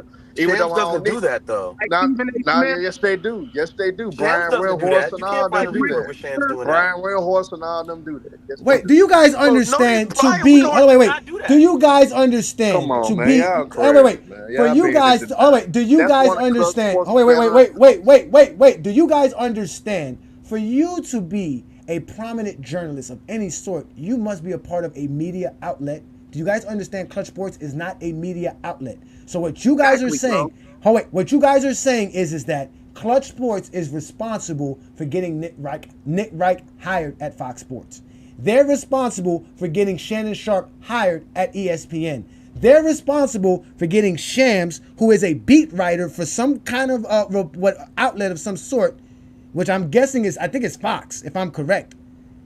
They don't get jobs for journalists. There's no money in that. How much you think a journalist makes for them to have an agent? Why is Klutch Sports paying you a salary to work for another company? That doesn't make sense. Bro, These are rumors, man. These are they're sitting rumors. here saying this one beat writer is all that. You had Ahmad Rashad, who literally was assigned to cover Michael Jordan. Stephen A. Smith, who was assigned to cover Michael Jordan. Stephen A. Skip did Bayless, not cover Michael Jordan in his assigned to career. cover Michael Jordan. Stephen You A. had first motherfucking person he covered was Isaiah Thomas. If you know that, Are we really going to see the straight and face Allen niggas Iverson. like That the was me Stephen as A. a No, man Jordan? you know who He covered did not Michael cover no Jordan? damn You know Michael who Jordan. covered Michael? Everybody. Oh wait, Michael no. Jordan did. You know who covered Michael Jordan? Shut The that dumb shit. Chicago Tribune beat writer named Sam Smith. They paid for him to be an NBA accredited reporter, to be in the locker room. That's who pays a journalist, a media outlet. Nick Wright is paid by Fox Sports. Whoever he writes a column for, they pay him for that column. Klutch Sports is not a media outlet. They have no reason to pay somebody on their salary to just talk. It doesn't help them. Now, this is what they do have. It is very important for an agent to build relationship with the media because, again, you need to have a proper image for your client, which are your sports athletes. Your athletes, exactly. So, yes, Johnny, they have relationships with these guys. That's why Nick Wright will get a LeBron interview instead of Skip Bayless. I never really think that. I never thought that NBC clearly pays on it. Ahmad Rashad. Hold on. Let Ishmael go. Hold on. I never thought that clearly on it. Go ahead, Ishmael. It's actually common sense to understand that, like, yeah, Klutch Sports is a sports agency. What would they be doing with journalists and hiring them just to say LeBron's the GOAT? Like, that doesn't even make any sense. For what? LeBron still got a lifetime contract with Nike. He still makes $1 billion off of And what would be the reason for that? They just paying Nick Wright just to say he the GOAT? Like, what does that do? LeBron called himself the GOAT. And so did Jordan. And so did Michael Jordan. So did right here. You don't think Michael Jordan has anything to do with this? That's desperate, man. That's not desperate. We've had Michael Jordan. We've had Michael Jordan say it. We have it. It's on his fucking shoes. Look, you guys can call it a reach or not. That's not the point. The point is just that, like, why is there a rumor out there that Klutch Sports is paying journalists? Nobody. You know why? You know why, Ishmael? Because Zesty Jeffries. No wait, because Zesty Jeffries are just like cheating. Listen, it's just like cheating husbands. Nah, fuck this nice shit, man. Cause I'm sick of guys like Ishmael, the twin man. Y'all punk ass niggas never listen. Any one of y'all in the chat never. Here we go. Hold on, Herm. You gotta calm down, Herm. You gotta calm down, Herm. His worship for MJ. Nah, y'all Captain motherfucker, shut up and listen for a second. I'm Good sick old of y'all MJ propaganda motherfuckers. I'm sick of y'all propaganda motherfuckers. Y'all motherfuckers. Y'all worship MJ, bro. Y'all up here worshiping the whole grown man. Stop the bullshit. Shut the fuck up and listen sometimes so y'all can fucking understand. Take it with y'all do, bro. You say it yourself, Herm. Yo, y'all gotta calm the fuck down. It's not no one's fault that Michael Jordan is a self-egotistical maniac. No one's fault that Michael Jordan is a narcissist. No one's fault but Nike. Because Nike gave a young black male the world. And this is what we have now. He has a bunch of children running around who refuse to grow up, who you can't even tell them Santa Claus doesn't exist. This is me showing you Michael Jordan calling himself the GOAT, and they're going to tell me this is not him calling himself the GOAT. Nike. Yes, no. Or now this is Nike. Now Jordan has nothing to do with this, right? Right? Now Jordan got nothing to do with this one, right? Before, when I was saying it was all Nike, it wasn't. They built the Jordan. statue. Give They built Jordan the some statue credit. calling him the greatest ever. Hey, so They built the Johnny, statue saying this is the Who greatest built that? ever, the greatest ever Who built that? was. The Who greatest built that statue? Who built that statue? Hey, Ajani, Who built that statue? I found the Michael Nike Jordan quote, didn't right? build it. Michael Jordan didn't build. I thought he owned Jumpman. So Nah, he Michael owned Jordan Jordan had the statue built and everything engraved. Where is Come the on. statue? Is it at Nike's headquarters? It's in front of the Chicago Bulls Stadium. Oh, Chicago Bulls built that for him. Yeah. Oh, okay, so when the Chicago Bulls, exactly what you just said, that was showing that shoe, that's Nike. Yeah. That's Nike saying that. The Chicago Bulls or whoever built that statue saying this is the greatest player there ever was, ever will, and ever will be. After his first retirement, they built that statue having that engraved in it. That's not Jordan saying that. If somebody gives him props and calls him that, you think, has Jordan ever said it? No. Yes. But if somebody calls you the GOAT, you're just gonna keep on walking and doing what you're doing. But Jordan you're not gonna. has- But he never said that. LeBron James actually said heard it. LeBron Jordan, multiple times. You we've have never heard a Jordan lot. say it out of his mouth. You guys ignore shit. Jordan has said, "I am the GOAT." Jordan has said, "I am the best basketball." No, he said out of his ass. Where? Show me. Matter of fact, when they asked It's him, on GOAT James Kingdom. We've showed you. No matter of fact, don't fucking ask me a question and then go talking behind the fucking question. We have it. It's available on GOAT James Kingdom channel. Go on GOAT James Kingdom. Go through our reels. You will find Michael Jordan calling himself the best player ever or the GOAT multiple times. He said it out of his mouth. Michael Jordan argued with Wilt Chamberlain about being the GOAT in 96 or 97. I'm gonna look it up. I think you Don't look it up. Don't look it up. Come to GOAT James Kingdom. Stop making shit up and go look it up. And see. I think Okay, go look. So, Mike, of course you think I'm capped. I'm still speaking. It's not your turn. So don't come on GOAT James Kingdom telling me what you did or did not see, because in reality, I'm giving you this. This is why it's called the Friday Night Exposure. I expose shit that you don't fucking know. That's my job. That's what I do best. That's why I'm Ajani the Exposer. You have now been exposed by the Exposer. You have to stop lying on a Friday Night Exposure. Stop coming on GOAT James Kingdom with propaganda. No one ever said Michael Jordan put his greatest of all time on his statue. Why did you bring that up, Mac? I don't know. Maybe you felt like you needed to win an argument. You won that one because I never brought that up. I never said Jordan put his name on the statue as the GOAT. Chicago made that. Would you the same people who put that? Well, I'm still speaking. I thought Chicago you was done, bro. Go ahead. No, you are fucking done. So, Michael Jordan's popularity and his fame generates money. Generates money, which is why Jerry Reinsdorf was willing to let Michael Jordan go play baseball for a couple of years until he came back. Same reasons he was willing to let Michael Jordan enter the Chicago Bulls facilities throughout his second retirement. Michael Jordan generates money. If Michael Jordan would have been at the Chicago Bulls reunion, it would have been even more epic. We know this already. Michael Jordan's a star. We understand this. But the reason he's a star is because of Nike's propaganda and all the other endorsement deals that go behind it. It wasn't just Nike. We showed y'all footages of other companies. In fact, none of those Nike's commercials could add to this. Sometimes I dream that he is me. Got to see that's how I dream to be. I dream I move. I dream I groove. Like Mike.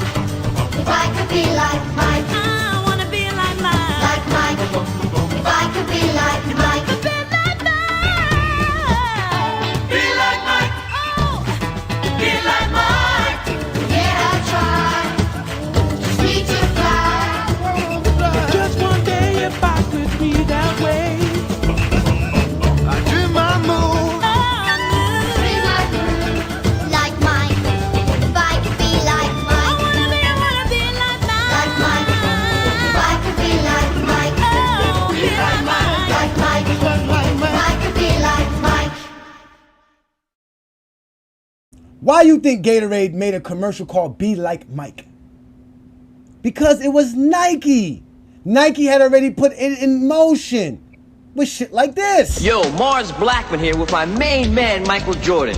Yo, Mike, what makes you the best player in the universe? Is it the vicious dunks? No, Mars. Is it the haircut? No, Mars. Is it the shoes? No, Mars. Is it the extra long shorts? No, Mars. It's the shoes then, right? Nah. Is it the short socks? No, Mars. Money's gotta be the shoes. Shoes. You sure it's not the shoes? I'm sure, Mars. What about the shoes? No, Mars. Money's gotta be the shoes. That's all it was, bruh. It was all propaganda. That's all it was, bro. It's all propaganda. That's all it was. Johnny, did you see the last thing that it said? It says Jordan's views is not necessarily reflected on how Nike feels. All I'm saying in the commercial, it's literally said that Nike, we believe Jordan's the greatest player in the universe. Propaganda, what you're saying. That's cool. But that doesn't influence basketball fans to say he is. If he was dumpster juice and somebody saying that he's the greatest, we would call him out on it. Jordan didn't disappoint on the court. And the shoes is fired. Like, what are we talking about? They're still selling. Yeah, So but his resume wasn't good enough in comparison to Kareem Abdul-Jabbar or Wilt yes, it Chamberlain. was. No, it wasn't. When he retired So- at 93, no, it wasn't, bro. Yes. So this He is just why showed it was. Hold on. Hey, Let- Johnny, this no, is no, why no, it you was. can't- This is No, Ishmael. you- This is no. why it was. He had seven. He said he had no, seven. He said Jordan never let us down because you wasn't watching Michael Jordan play basketball. I didn't Bro said say he that. never disappointed on the court, but he got swept in the first round. He Stop the bullshit. exactly. He was a disappointment throughout the fucking 80s. Like Sir. that gotta stop. He was a Sir, disappointment I throughout never said the he 80s. didn't lose. I never said he No, didn't. no, no, no, no, no, no, no, no, no, no, no, no. I didn't say lose. I He said swept you in the let first round, down. disappointing. He was disappointing. It was horrible. So horrible, they put this on a national syndicated or a publication. Michael Jordan was horrible. He was getting whooped by a team that didn't even have an All-NBA or All-Defensive player on their roster. He I actually understand. created the Pistons. If it wasn't for Jordan, there wouldn't be no fucking Pistons. The Boston Celtics created them. Johnny, know about that. when I said the propaganda of Nike saying Jordan's the GOAT. So let's say Nike saying Jordan's the GOAT. He's the greatest player to ever play the game. Watch him, tune him. He's the GOAT. Okay, let's watch Michael Jordan and why everybody's saying he's the GOAT, these shoes, all these freaking commercials. You turn on the TV and it's the playoffs and you're watching Michael Jordan. You're seeing something that you have not seen before. And at the end of his first retirement in 93, yes, you can believe after what you saw on the court that yeah, he might be the GOAT. Yes, he might be the greatest that we've ever seen in my book. Those are just facts. Nike can push the propaganda all they want for money. That's all sweet. Don't hate on no man's pockets.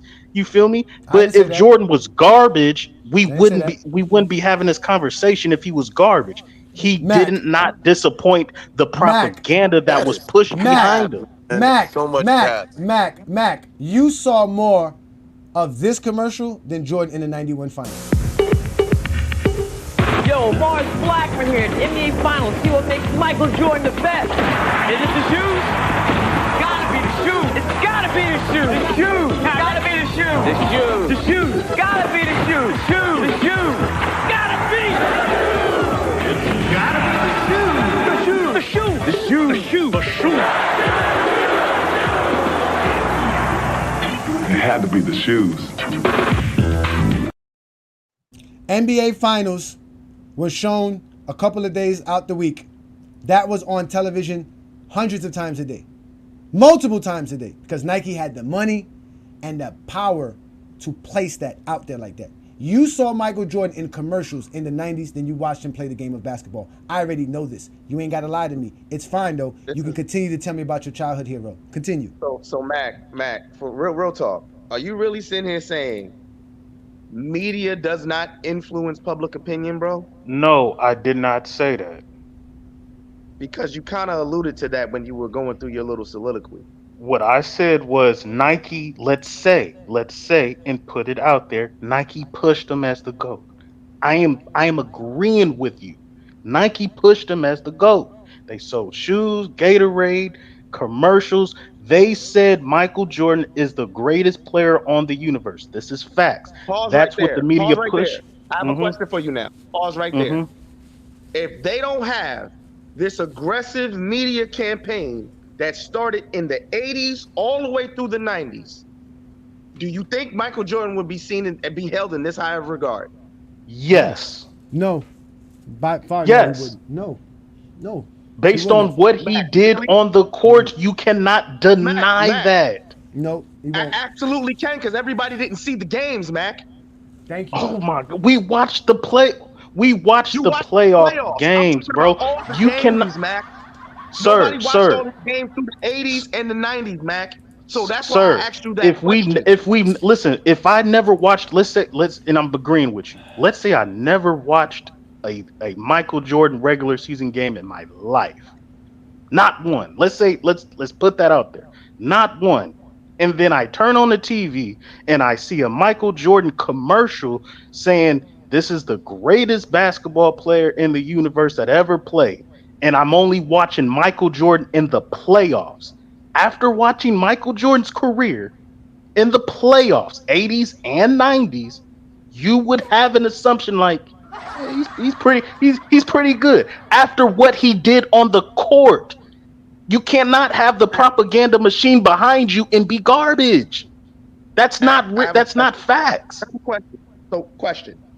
They put this same propaganda machine behind Larry Bird. Would Larry Bird be considered the GOAT? Yes. No, he wasn't considered. No, he wasn't. Hold on. First of all, Larry Bird didn't give a fuck about none of that shit. That's why. Hold on. No, Larry Bird. Hold on. Y'all talking about? Let me answer the question. Hey, John. Hey, play the link. I got it. I appreciate it. Go ahead. Continue, guys. I want to say. I want to answer the question. I'm giving you a player who didn't disappoint on the court. Larry Bird was excellent on the court. So if they put these commercials behind Larry Bird, and he comes at the right time, like Jordan came at the right time, and they put this push behind him, would Larry Bird be the greatest player ever? Hands down. He would be he would be considered in the GOAT debate, just like he's considered an all-time great. We have to understand. Hold on, we have to understand, Ajani and Twin Man, that when Larry Bird came into league, he came at the right time. He saved the league. He literally saved the league. And as far as that time, we got to understand that's the late 70s, early 80s, racism, this, that, and the third. He did have all the freaking hype behind him. He had America behind him. I'm not gonna say why. We all know why. But did Bird disappoint on the court? Hell no. And did we think that? And did we all think Larry Bird disappointed on the court?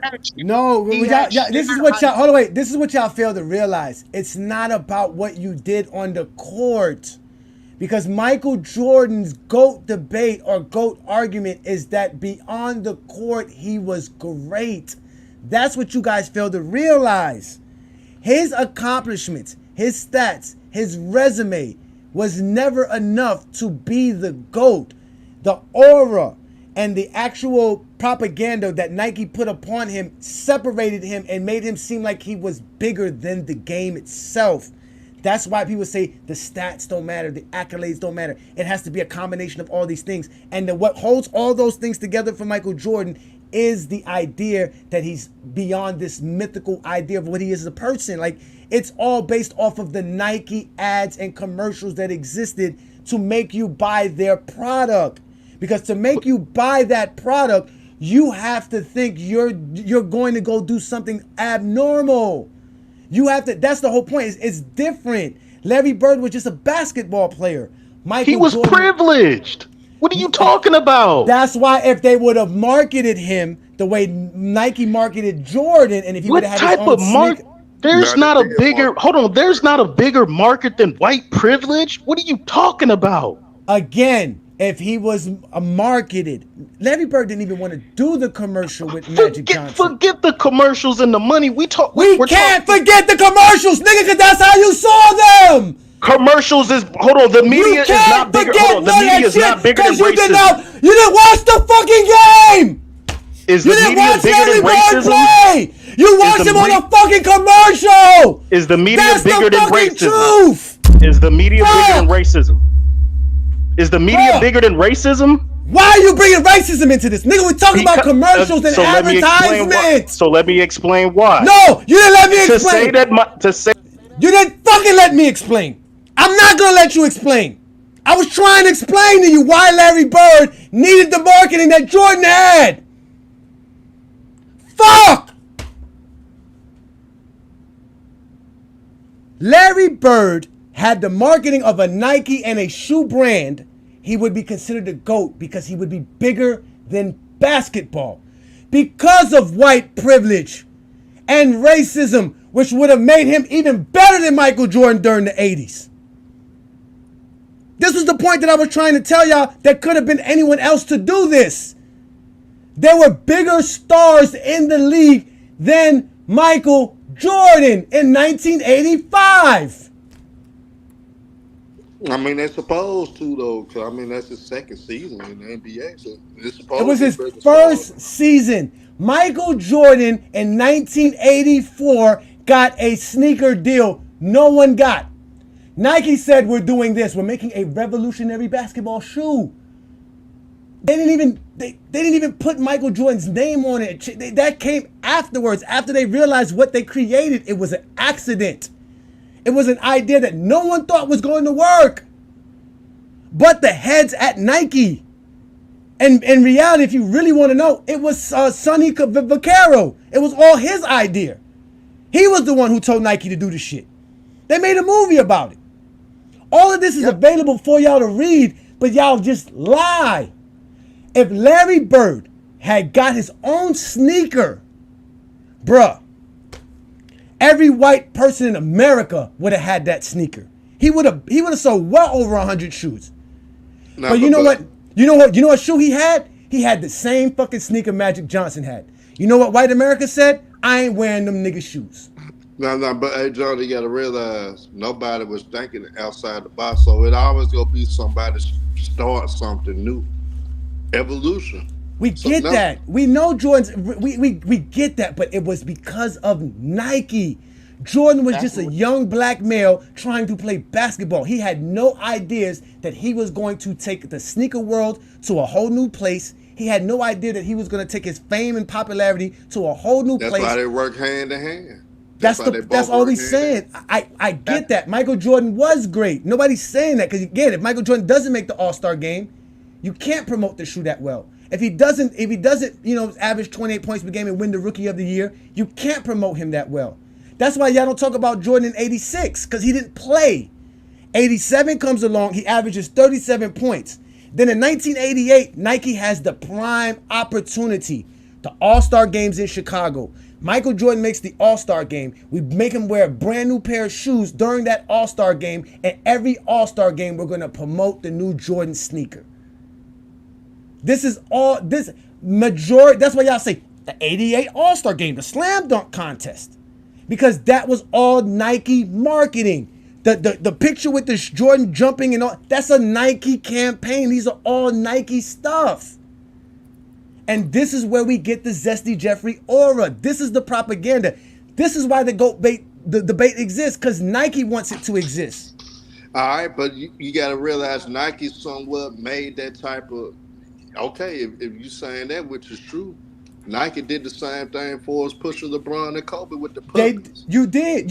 I didn't argue with you there. I didn't argue with you there, right? Because if we go to the commercial that you just sent me, let's go to this commercial. Man, that's his rookie year right here. Yeah, that's his rookie year. That's what I'm saying. But how were they promoting him? Just like they did all their athlete stars. Oh, let me put the volume up. Oh, okay.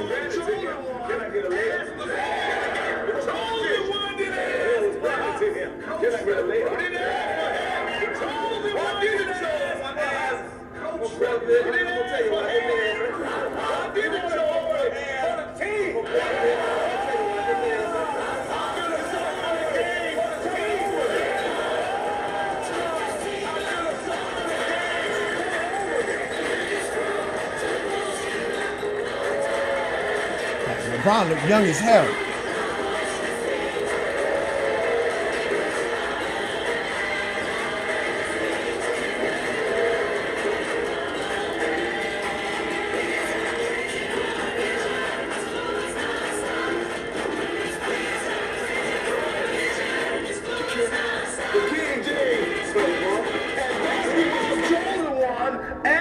See, so you're right, Herman. They are the ones who propagate the GOAT debate. That's what I keep trying to tell y'all. It's Nike. It's all Nike. It's all Nike. That's it. It's Nike, Nike, Nike, Nike. It's not Klutch Sports. Michael, land, sea, and air. I'm 43 years old. I was born in 1981. I never saw 80s basketball. I remember Jordan losing in 89 and losing in 90. Not because I watched the games, was because of my brother and my uncles and their reaction after the Bulls lost. I didn't see the games. I didn't start watching basketball till 92, 93, where I can really say, okay, I was watching actual basketball games. I do remember watching the NBA Finals in 91, right? I do remember watching the Detroit Pistons in the NBA Finals, but I didn't because they swept. No, that wasn't when they swept. That's when they played the Blazers. Nobody was really interested in that series. So even though I remember people talking about it, I don't remember that shit. Majority of my memories of basketball are going to be in the 2000s because that's when I was old enough to remember shit. But I do remember as a kid, and I do remember seeing the Michael Jordan commercials. I do remember seeing all of these things. Like, I remember the whole Bugs Bunny thing. Peter Rabbit, is he sleep around here? What's all the racket? What's up? I was only kidding. Gruesome, ain't it? Of course you know this means war. Air Jordan and Air Jordan. What'd you expect? Elmer Fudd? Nice shot. Nice shot. This floors them every time.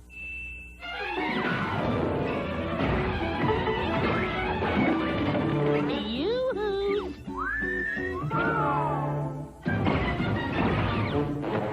Nice shot. This could be the beginning of a beautiful friendship. That's all, folks. Well, that's my line. See, look, Ajani was a teenager in the 90s. How old were you, Liddy? You wasn't no older.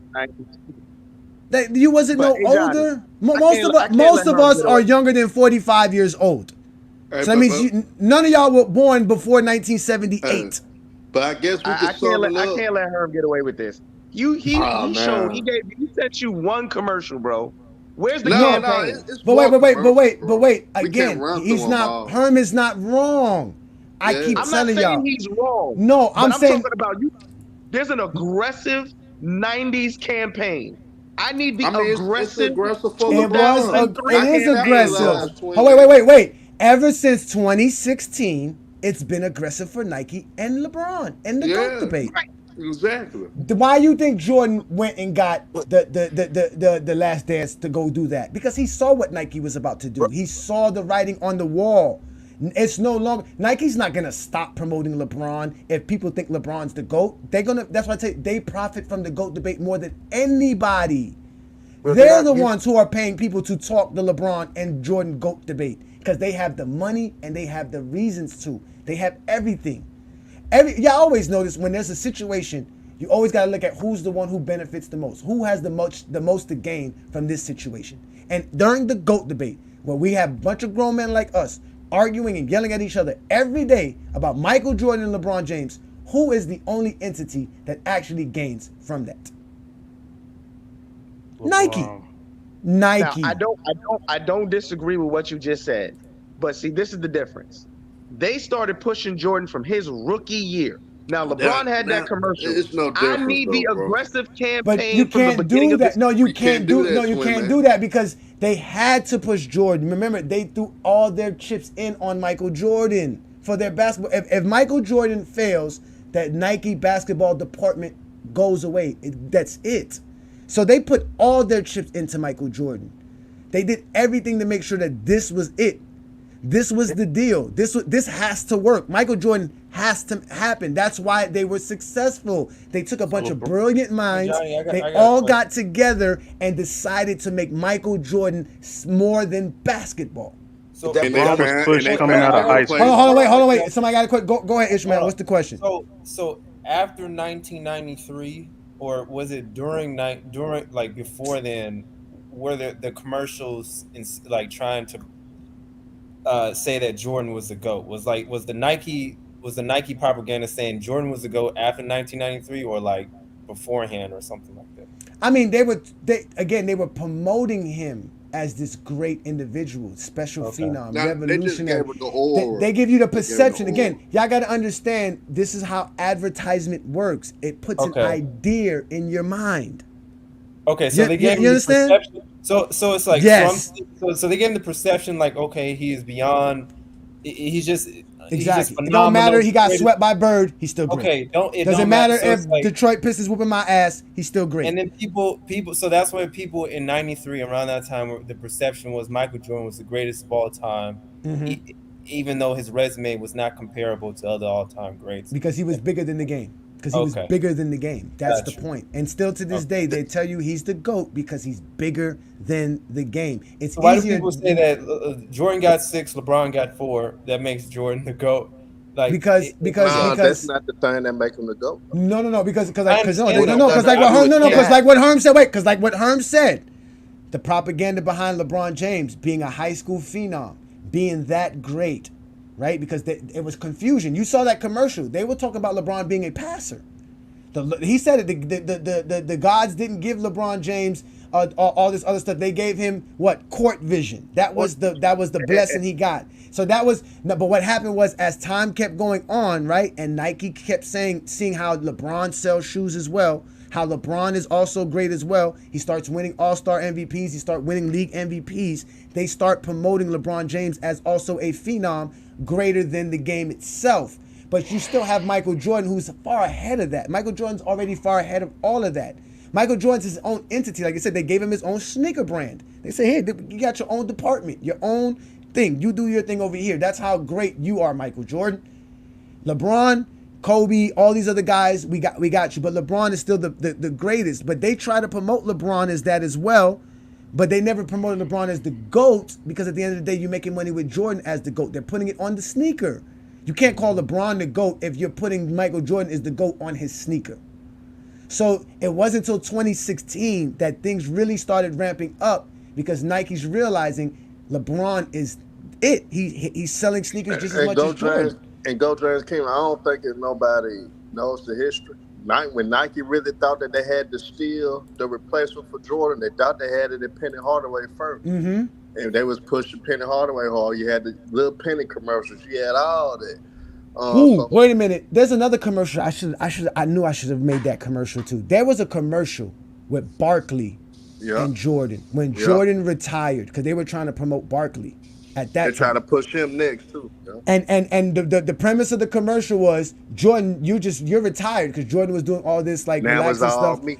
And Barkley kept saying, I took your spot, I'm taking your spot. He was like, I still play, and Jordan was like, nah, I'm still the man, I'm still Jordan, I'm still the GOAT. Like, you know, that was the premise of the actual commercial.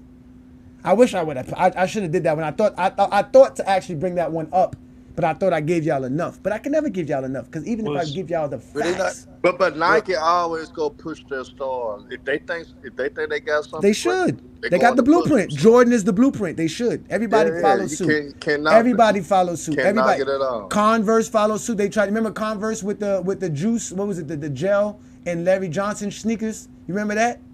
They had Reebok had the pump it ups, right? They had to pump it up, right? They yeah, exactly. Deep. There you go. D Brown. Shaquille O'Neal. Shaquille O'Neal was another marketing phenom because of his size and obviously his charisma. Man, I mean, he was one of the first to get a movie. He got a movie before Jordan got a movie, if I'm correct. And people don't realize how much Nike would have capitalized if LeBron and Kobe would have met in the finals around that time when they had Forget about it. Nike would have made so much fucking money off that. I want to see the commercials they actually had ready for the finals. They already had commercials. They had them. I wish we could see those commercials today. Yeah. I wish. Mac, you said you had something for me? Okay. So if LeBron was on the cover of Sports Illustrated in high school as a chosen one, is that propaganda pushing a narrative? Sports Illustrated is a very big publication. But what's the narrative they pushing? He was the greatest high school player. He was a high school phenom. That's nothing like they didn't really. The narrative that they were pushing was that he's the chosen one, the king. Yeah, Like he's because going to be the best basketball player. Jordan gave him that name. That's why they used it. Now, what Jordan, I'm saying Jordan is such a phenom that you can use Jordan's saying to help you market your own publication. So they called him the chosen one because Jordan called him the chosen one. Really? So yes, yeah, Jordan called him that. I don't know. Yes, he know. did. You can have it. I need to see that some proof of that. Yeah, what I'm saying is that's cool. That's all fine and dandy. We can push him as that. But LeBron James did not disappoint us in the propaganda that was pushed in the media that was pushed behind him. LeBron is not the GOAT because of Nike. He's not in the GOAT debate because of Nick Wright. Nick Wright is making money off of LeBron's name. Skip Bayless and them, this whole media, they're making money off of LeBron's name. Besides the point. LeBron is not in this debate. LeBron is. What I'm saying is the same thing I'm saying for Jordan. LeBron is not. I don't care about the machine that's pushed behind. They're making money. Congratulations for them. But LeBron is not in the GOAT debate because of the media push behind him. It's what he did on the court. And the same thing goes for Jordan and vice versa. But y'all bring more than that. With Jordan, y'all bring more than that, bro. Difference though, Mac Def. What difference? It's the aura behind Jordan. It's really not a difference. There's a difference. The difference was in 1984, nobody bring what Jordan did into the GOAT debate. Oh wait, all right. Look. Brandon said here. Ajani is lying, saying Nike didn't push LeBron hard. I didn't say they didn't push LeBron. Who said it? I didn't say that. Ajani said they pushed him hard though. My hope. What does the bottom line say right there, ladies and gentlemen? If anybody can read, because I know Jesse Jeffries can't read, that and I know Nike he can't count. is the one that's profiting from the GOAT debate. I say that I've been saying that since the beginning. I've been saying, with the way the GOAT debate going, the only person who benefits from the GOAT debate is Nike. Jordan made them $6 billion last year. LeBron James made them $500 million last year. Between the both, they made them $7 billion. That's more than anybody else on Nike. That's more than anybody else on Nike. It's gonna be more real soon. I think the only other person that could generate that kind of money for Nike is Tiger Woods, and that's when he was at the height of his career. Other than that, there's no one else. There's really no one, and that's why the GOAT debate is so important for Nike, because it just sells. It just sells more. It makes Michael Jordan fans. Supposedly he coming out with the 11s. Is it the 11s the ones with the patent leather? Is that the one with the patent leather sneakers? Yeah. They're supposed to be coming out with the leather. It's supposed to be black and gray.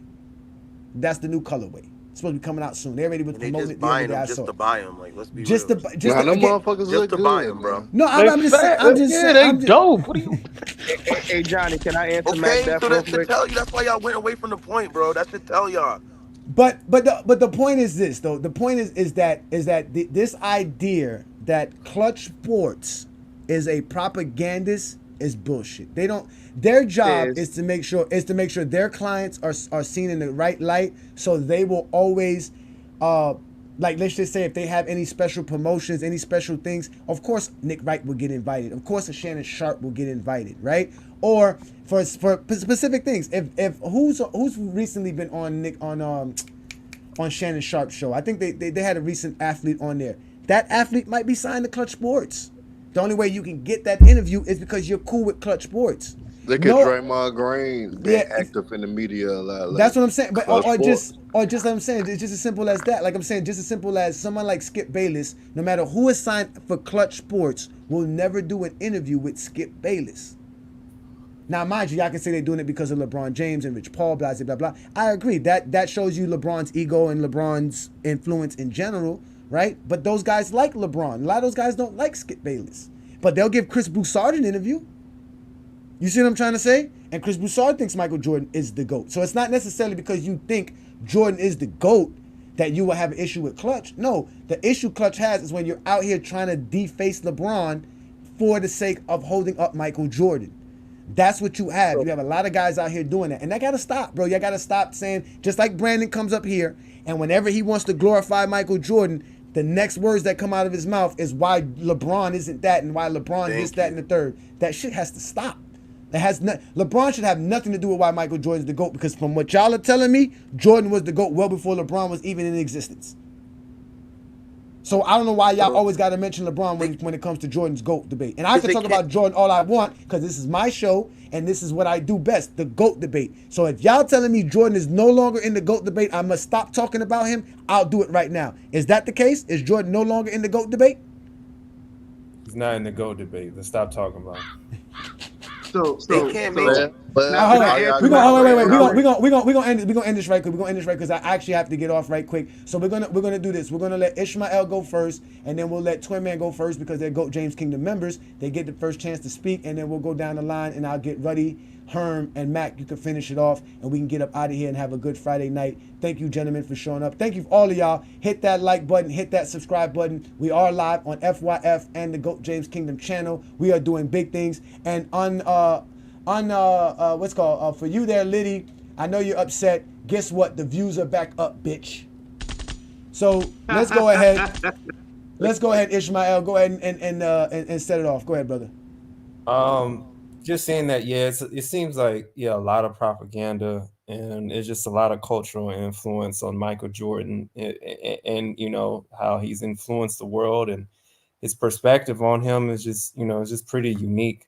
And to say that some of this unfortunately has there's some good things to it, and it's actually helped a lot of NBA players from it seemed like to also have endorsements and also their way of showing how great they are and unique, but also that on the flip side it has fans and a lot of critics to judge players accordingly to Jordan's standard or his career as the standard of greatness.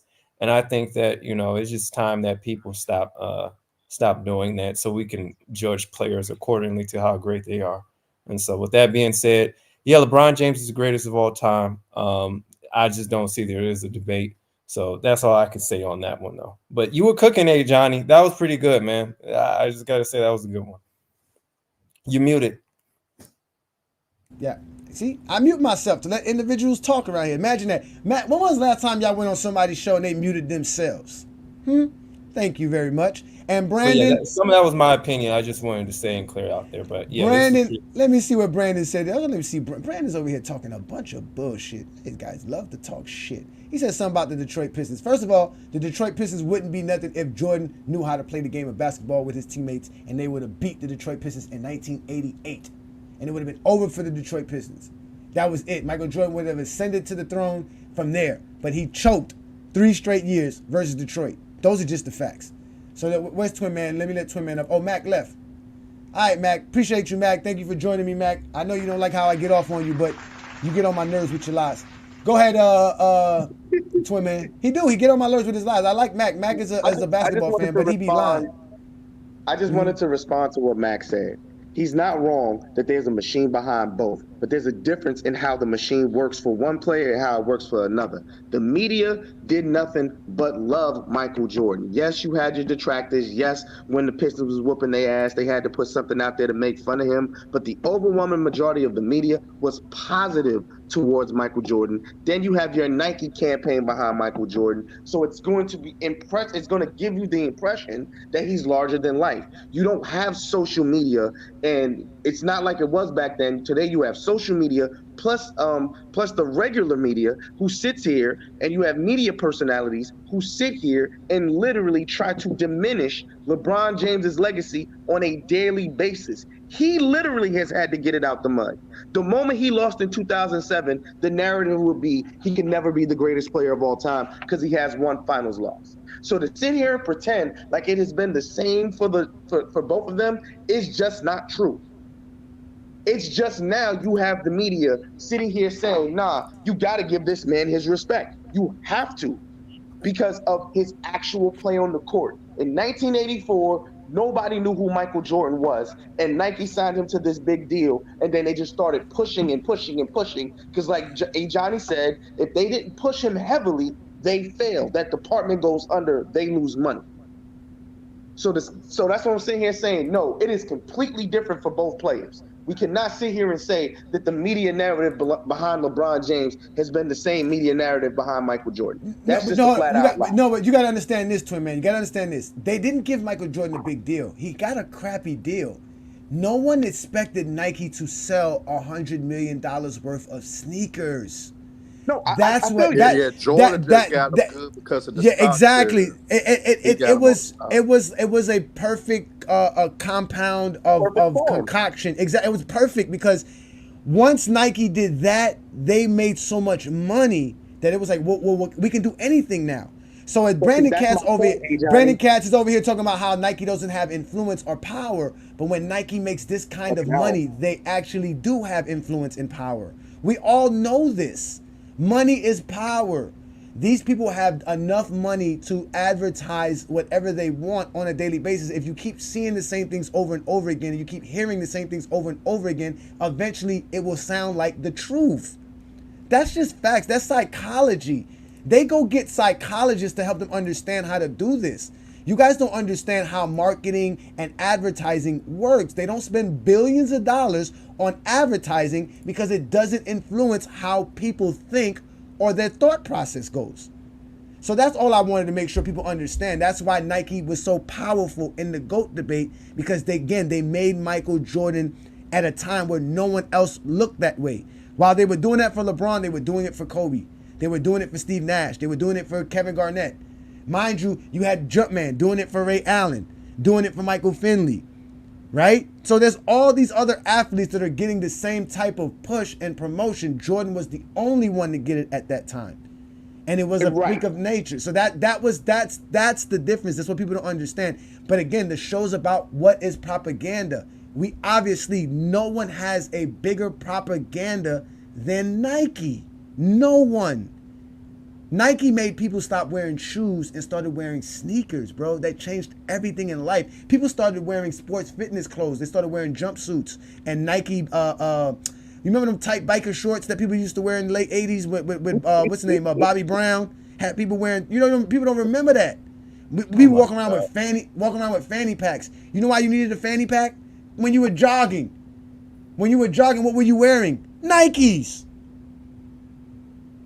Like, they changed everything about life. Like, that's why Nike's one of the biggest companies in today, because of all that. Again, Jordan is a part of that. But Nike's idea of making Jordan that guy was their idea. Jordan never said, hey, make me the face of your company. Jordan just said, make sure you pay me right. And they did. That's it. So, but hey Johnny, this is the only thing I'm sitting here saying. Because you're not wrong in what you're saying. I just wish I was understanding what I was saying. I got what you're saying. Right. I got what you're saying. But I just hope you understand, because when people telling me I'm just dumping down on Jordan, we're not trying to dump down on Jordan. We want people to understand that. Exactly. We want people to understand what was going on at that time. Because 40 years ago was a long time ago. 1984 was 40 years ago, ladies and gentlemen. Damn talking about 1984 was like in the 90s talking about World War II.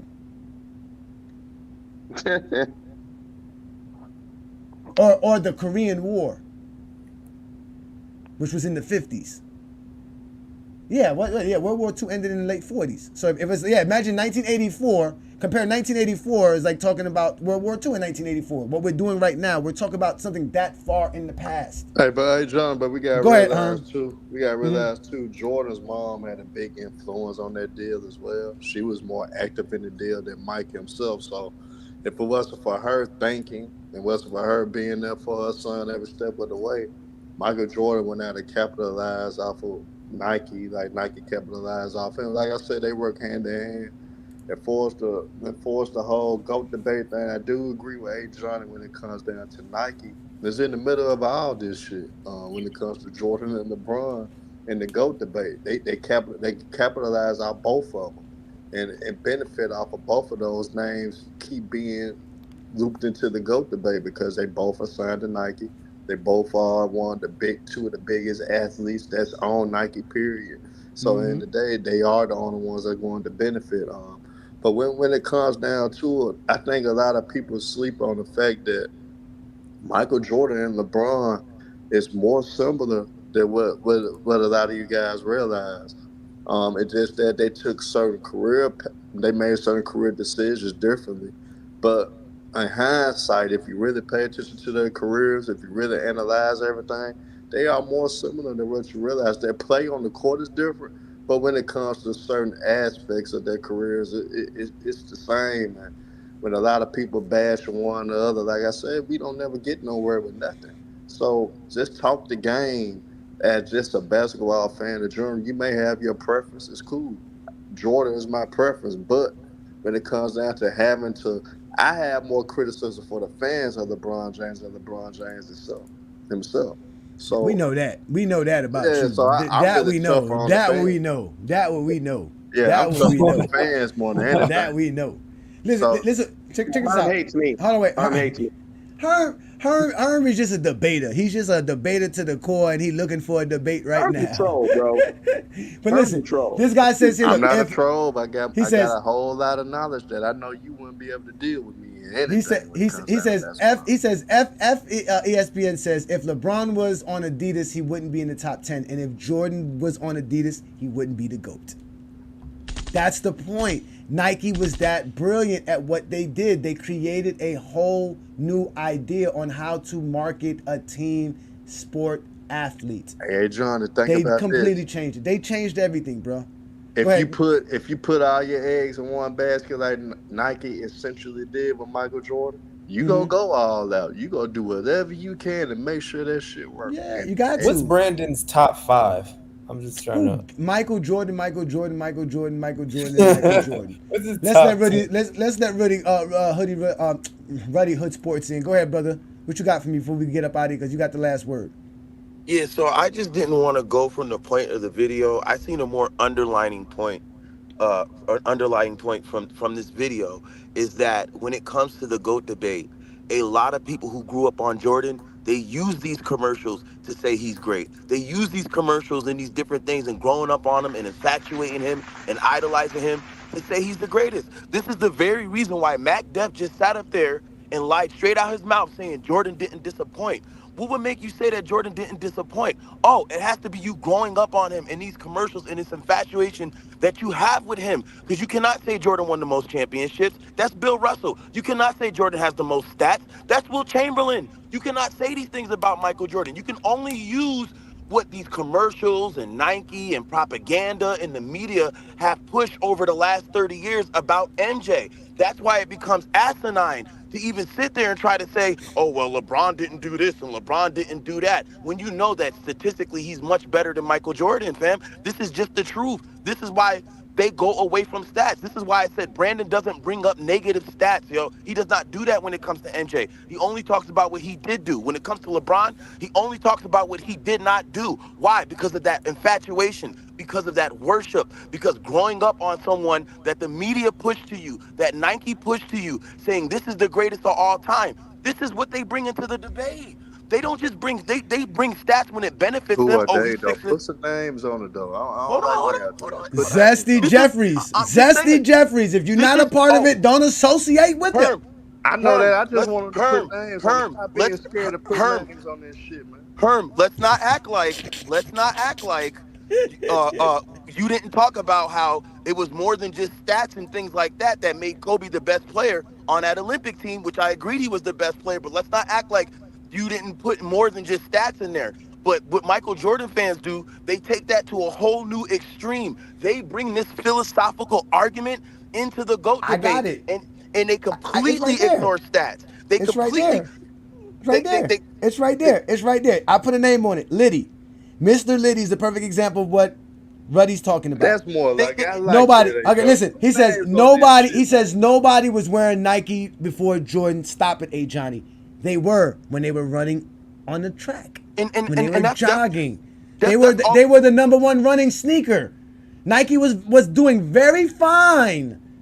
Their basketball department, again, it was the basketball. They had a basketball department that was separate from their running department and running shoes. That means that's what I'm trying to. It's a company. When you have a company, you have a finance, you have a fund, you have a budget that allows you to do certain things. So if Klutch Sports is promoting and doing all this other stuff, they have to have a budget and a department set up for this promotion and propaganda for LeBron James. That's money that costs them money. What are they getting back from that? Nothing. And that's so they what I'm can't be saying. wasting. They can't be. No, that's what I'm saying. But look, I'm right, not look, right. wait, Ishmael, am I right or not? That's how business works, right? Money has to come in. So if I'm Nike, I'm not making any money. I guess what happens? I lose my business. So there's no way Klutch Sports is doing that. Hey Johnny, no, because like what you're saying makes so much sense that other people, when they say that Klutch Sports is paying all these journalists, now it's just like it makes it so absurd because they would need a department in order to make like the LeBron is the GOAT department to make journalists. But that's what it makes it absurd. Bro, it's crazy. It's crazy. And mind you, they just became a partner or a subsidiary of a larger agency, which is known as United Talent Agency. So they're not, yeah, exactly. They're not interested in narratives or journalism. The only reason they would be interested in narratives and journalism is to promote their client in a good light so that they can get endorsement deals. Right? Because if you're Kyrie and I'm your agent, it's hard to get you some endorsement deals. Brandon, you got to get in better shape for you come at me, bro. Stop that. No, listen, gentlemen. I'm actually gonna get up out of here. Rudy Hood Sports. You got any last words, brother? Because I'm gonna let all y'all go. I appreciate you, too, man. I was just saying though that no one sits up here and uses LeBron being on the cover of ESPN, all those Sports Illustrated at 60. No one brings that to make shit him to the the GOAT. GOAT Yeah, debate. nobody No does one that. brings that Nobody shit to the GOAT debate. We don't get the same energy with MJ. It's always infatuation, what I grew up with, and how I feel. You're bringing the way you feel about a player to a goddamn GOAT debate. But that's all I can never do that. I appreciate that. That is factual. That is factual. Herm, thank you, Herm. Ishmael, last word. Go ahead, brother. Yeah, thank you, Ajani. You cooked with this show. It was a good show, man. Thank you, man. I appreciate you, man. I appreciate it, man. Thank you guys so much. Listen, these are all facts that I be bringing to the table on a Friday night. This is what I do. Here he goes it. They'd be the GOAT regardless. You guys don't recognize greatness, hard work, and discipline. That hard work and discipline that you're talking about is predicated off of Michael Jordan Nike commercials, man. Maybe it's my fault. Maybe I led you to believe it was easy when it wasn't. Maybe I made you think my highlights started at the free throw line and not in the gym. Maybe I made you think that every shot I took was a game winner. That my game was built on flash and not fire. Maybe it's my fault that you didn't see that failure gave me strength, that my pain was my motivation. Maybe I led you to believe that basketball was a God-given gift and not something I worked for every single day of my life. Maybe I destroyed the game. Or maybe you're just making excuses.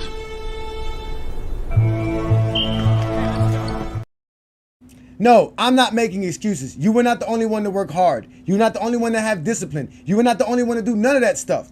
But the way the Nike commercial appears, that Michael Jordan was, that he had something special that other people did not have. Which is why Michael Jordan's greatness is beyond all he does on the basketball court. Because even when Michael Jordan tells you he failed countless times, you guys say he never failed. It's because of commercials like this. I've missed more than 9,000 shots in my career. I've lost almost 300 games. 26 times I've been trusted to take the game-winning shot and missed. I've failed over and over and over again in my life. And that is why I succeed. False. He worked hard for it. Every single day. No, he gambled every single day. He went golfing every single day. He played cards, smoked cigars, and drank every single day. He quit on his team because it was too grueling. It was too much fame. It was too much fortune. It was too much. He didn't like the attention that Nike and everything was giving him. Those are the facts. That's what you guys keep lying. That's why Michael Jordan went out here and told everybody that he just wants to be a regular basketball player. That he just wants to see himself as that. What if my name wasn't in lights?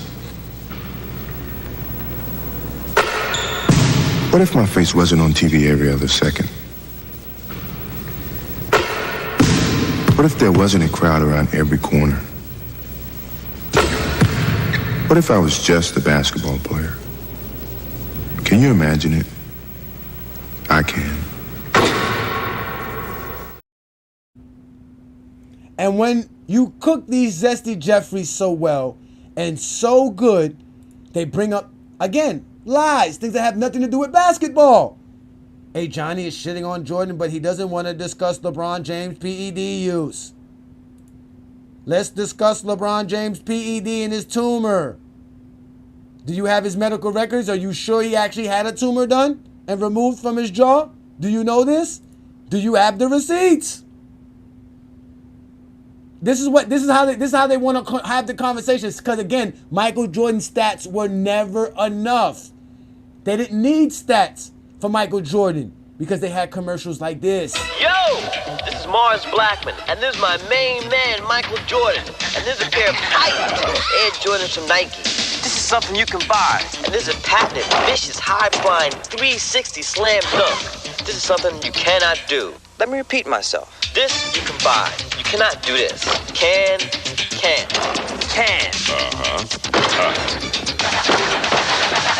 No!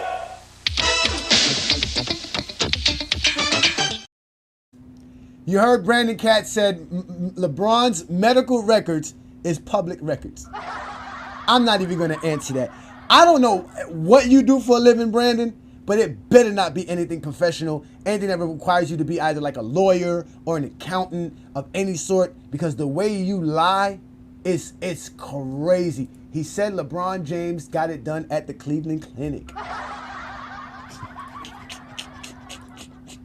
Again, though, I guarantee you he believes that, right? Because he also believes Michael Jordan actually played Santa Claus one-on-one as well.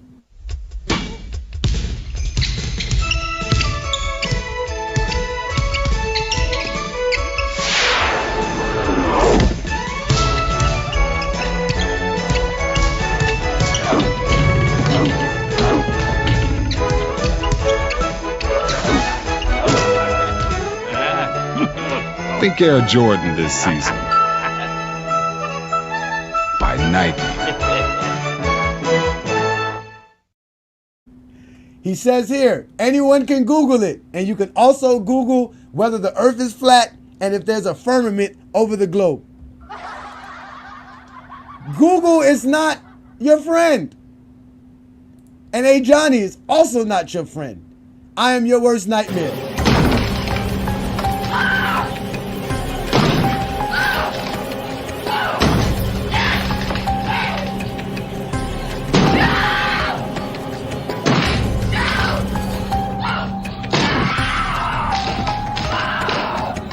Here's Ajani.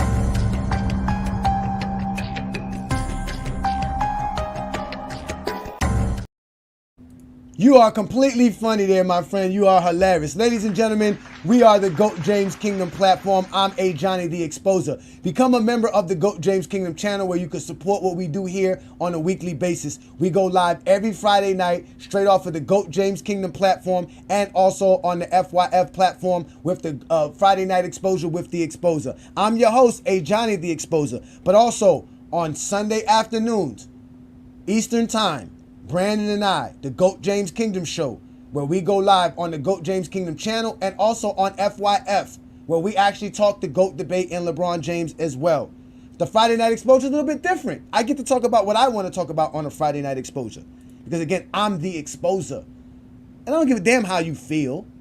None of your feelings mean anything. That's what FYF stands for. Fuck your feelings. Because all I do is bring facts. All I do is bring facts. Y'all ask, where's LeBron James' dominance? Right here. 40,000 points tells you how dominant LeBron James has been in the NBA, how great he has been in the NBA. But all you zesty Jeffries do is lie. But you can't do that no more on GOAT James Kingdom. Because here in GOAT James Kingdom, we know how great LeBron James is. We know he's the greatest player to ever play the game. We know he's the greatest player any one of you saw. Because none of you saw Kareem Abdul-Jabbar, nor none of you saw Wilt Chamberlain. Those are the only other players that could be greater than LeBron James. Not Michael Jordan. And in fact, you didn't even watch Michael Jordan play, so Michael Jordan isn't the greatest player you ever saw. The greatest player you ever saw is LeBron Ramon James. You've never saw a player greater than LeBron. You never saw a player play as great as long as LeBron has been great. You've never seen that in your life. All you ever seen was Nike commercials talking about Michael Jordan like this. Yo, Mars Blackman here at the NBA Finals. See what makes Michael Jordan the best. Is it the shoes? Gotta be the shoes. It's gotta be the shoes. The shoes. Gotta be the shoes. The shoes. The shoes. Gotta be the shoes. The shoes. The shoes. Gotta be. It's gotta be the shoes. The shoes. The shoes. The shoes. The shoes. It had to be the shoes. Ajani, did anyone else in the league deserve the level of marketing he got? Jordan didn't deserve it. Jordan was a rookie, third overall pick in the draft. He wasn't a star coming out of college into the NBA. Dr. J deserved it. Larry Bird deserved it. Kareem Abdul-Jabbar deserved it. Magic Johnson deserved it. Bernard King deserved it. George Gervin deserved it. These are all guys who had shoe deals. They just didn't have their own signature shoe, which is what Nike revolutionized. They changed it. In 1984, Jordan did not deserve this.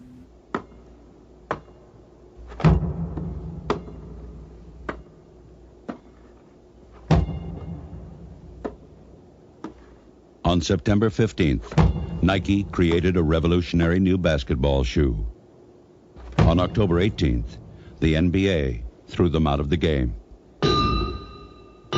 Fortunately, the NBA can't stop you from wearing them.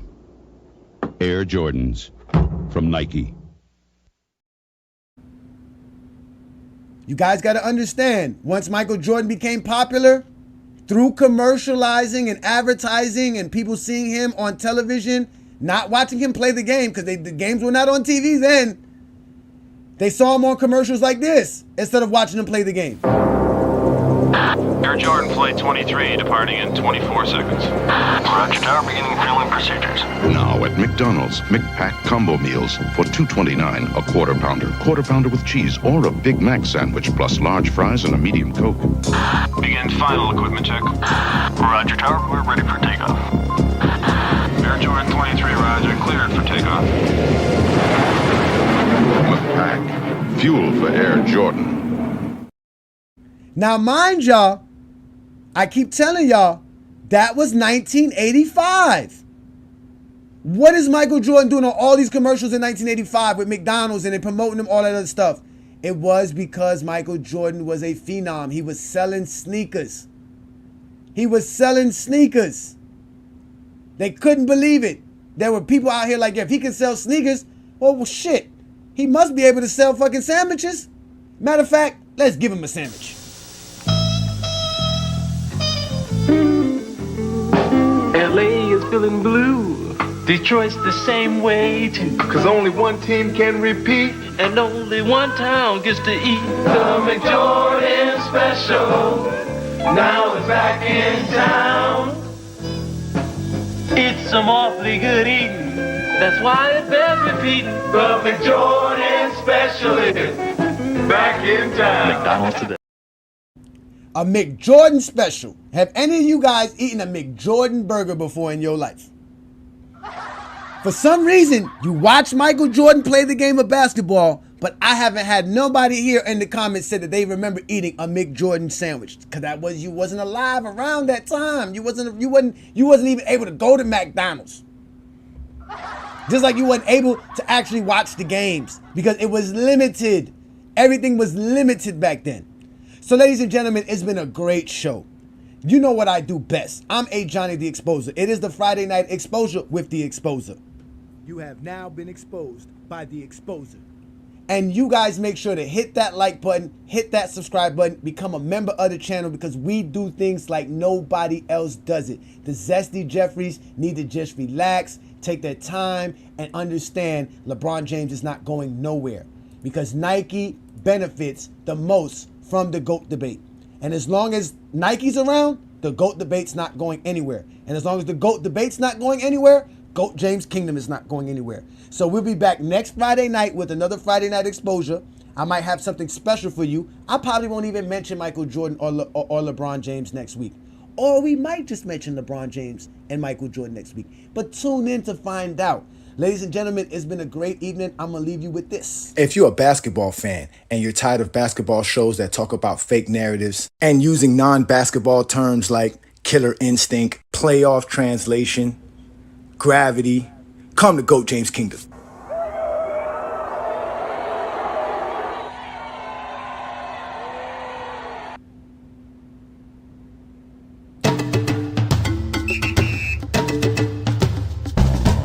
Sometimes I dream that here's me. Got to see that's how I dream to be. I dream I move. I move. I dream I groove. Like Mike, if I could be like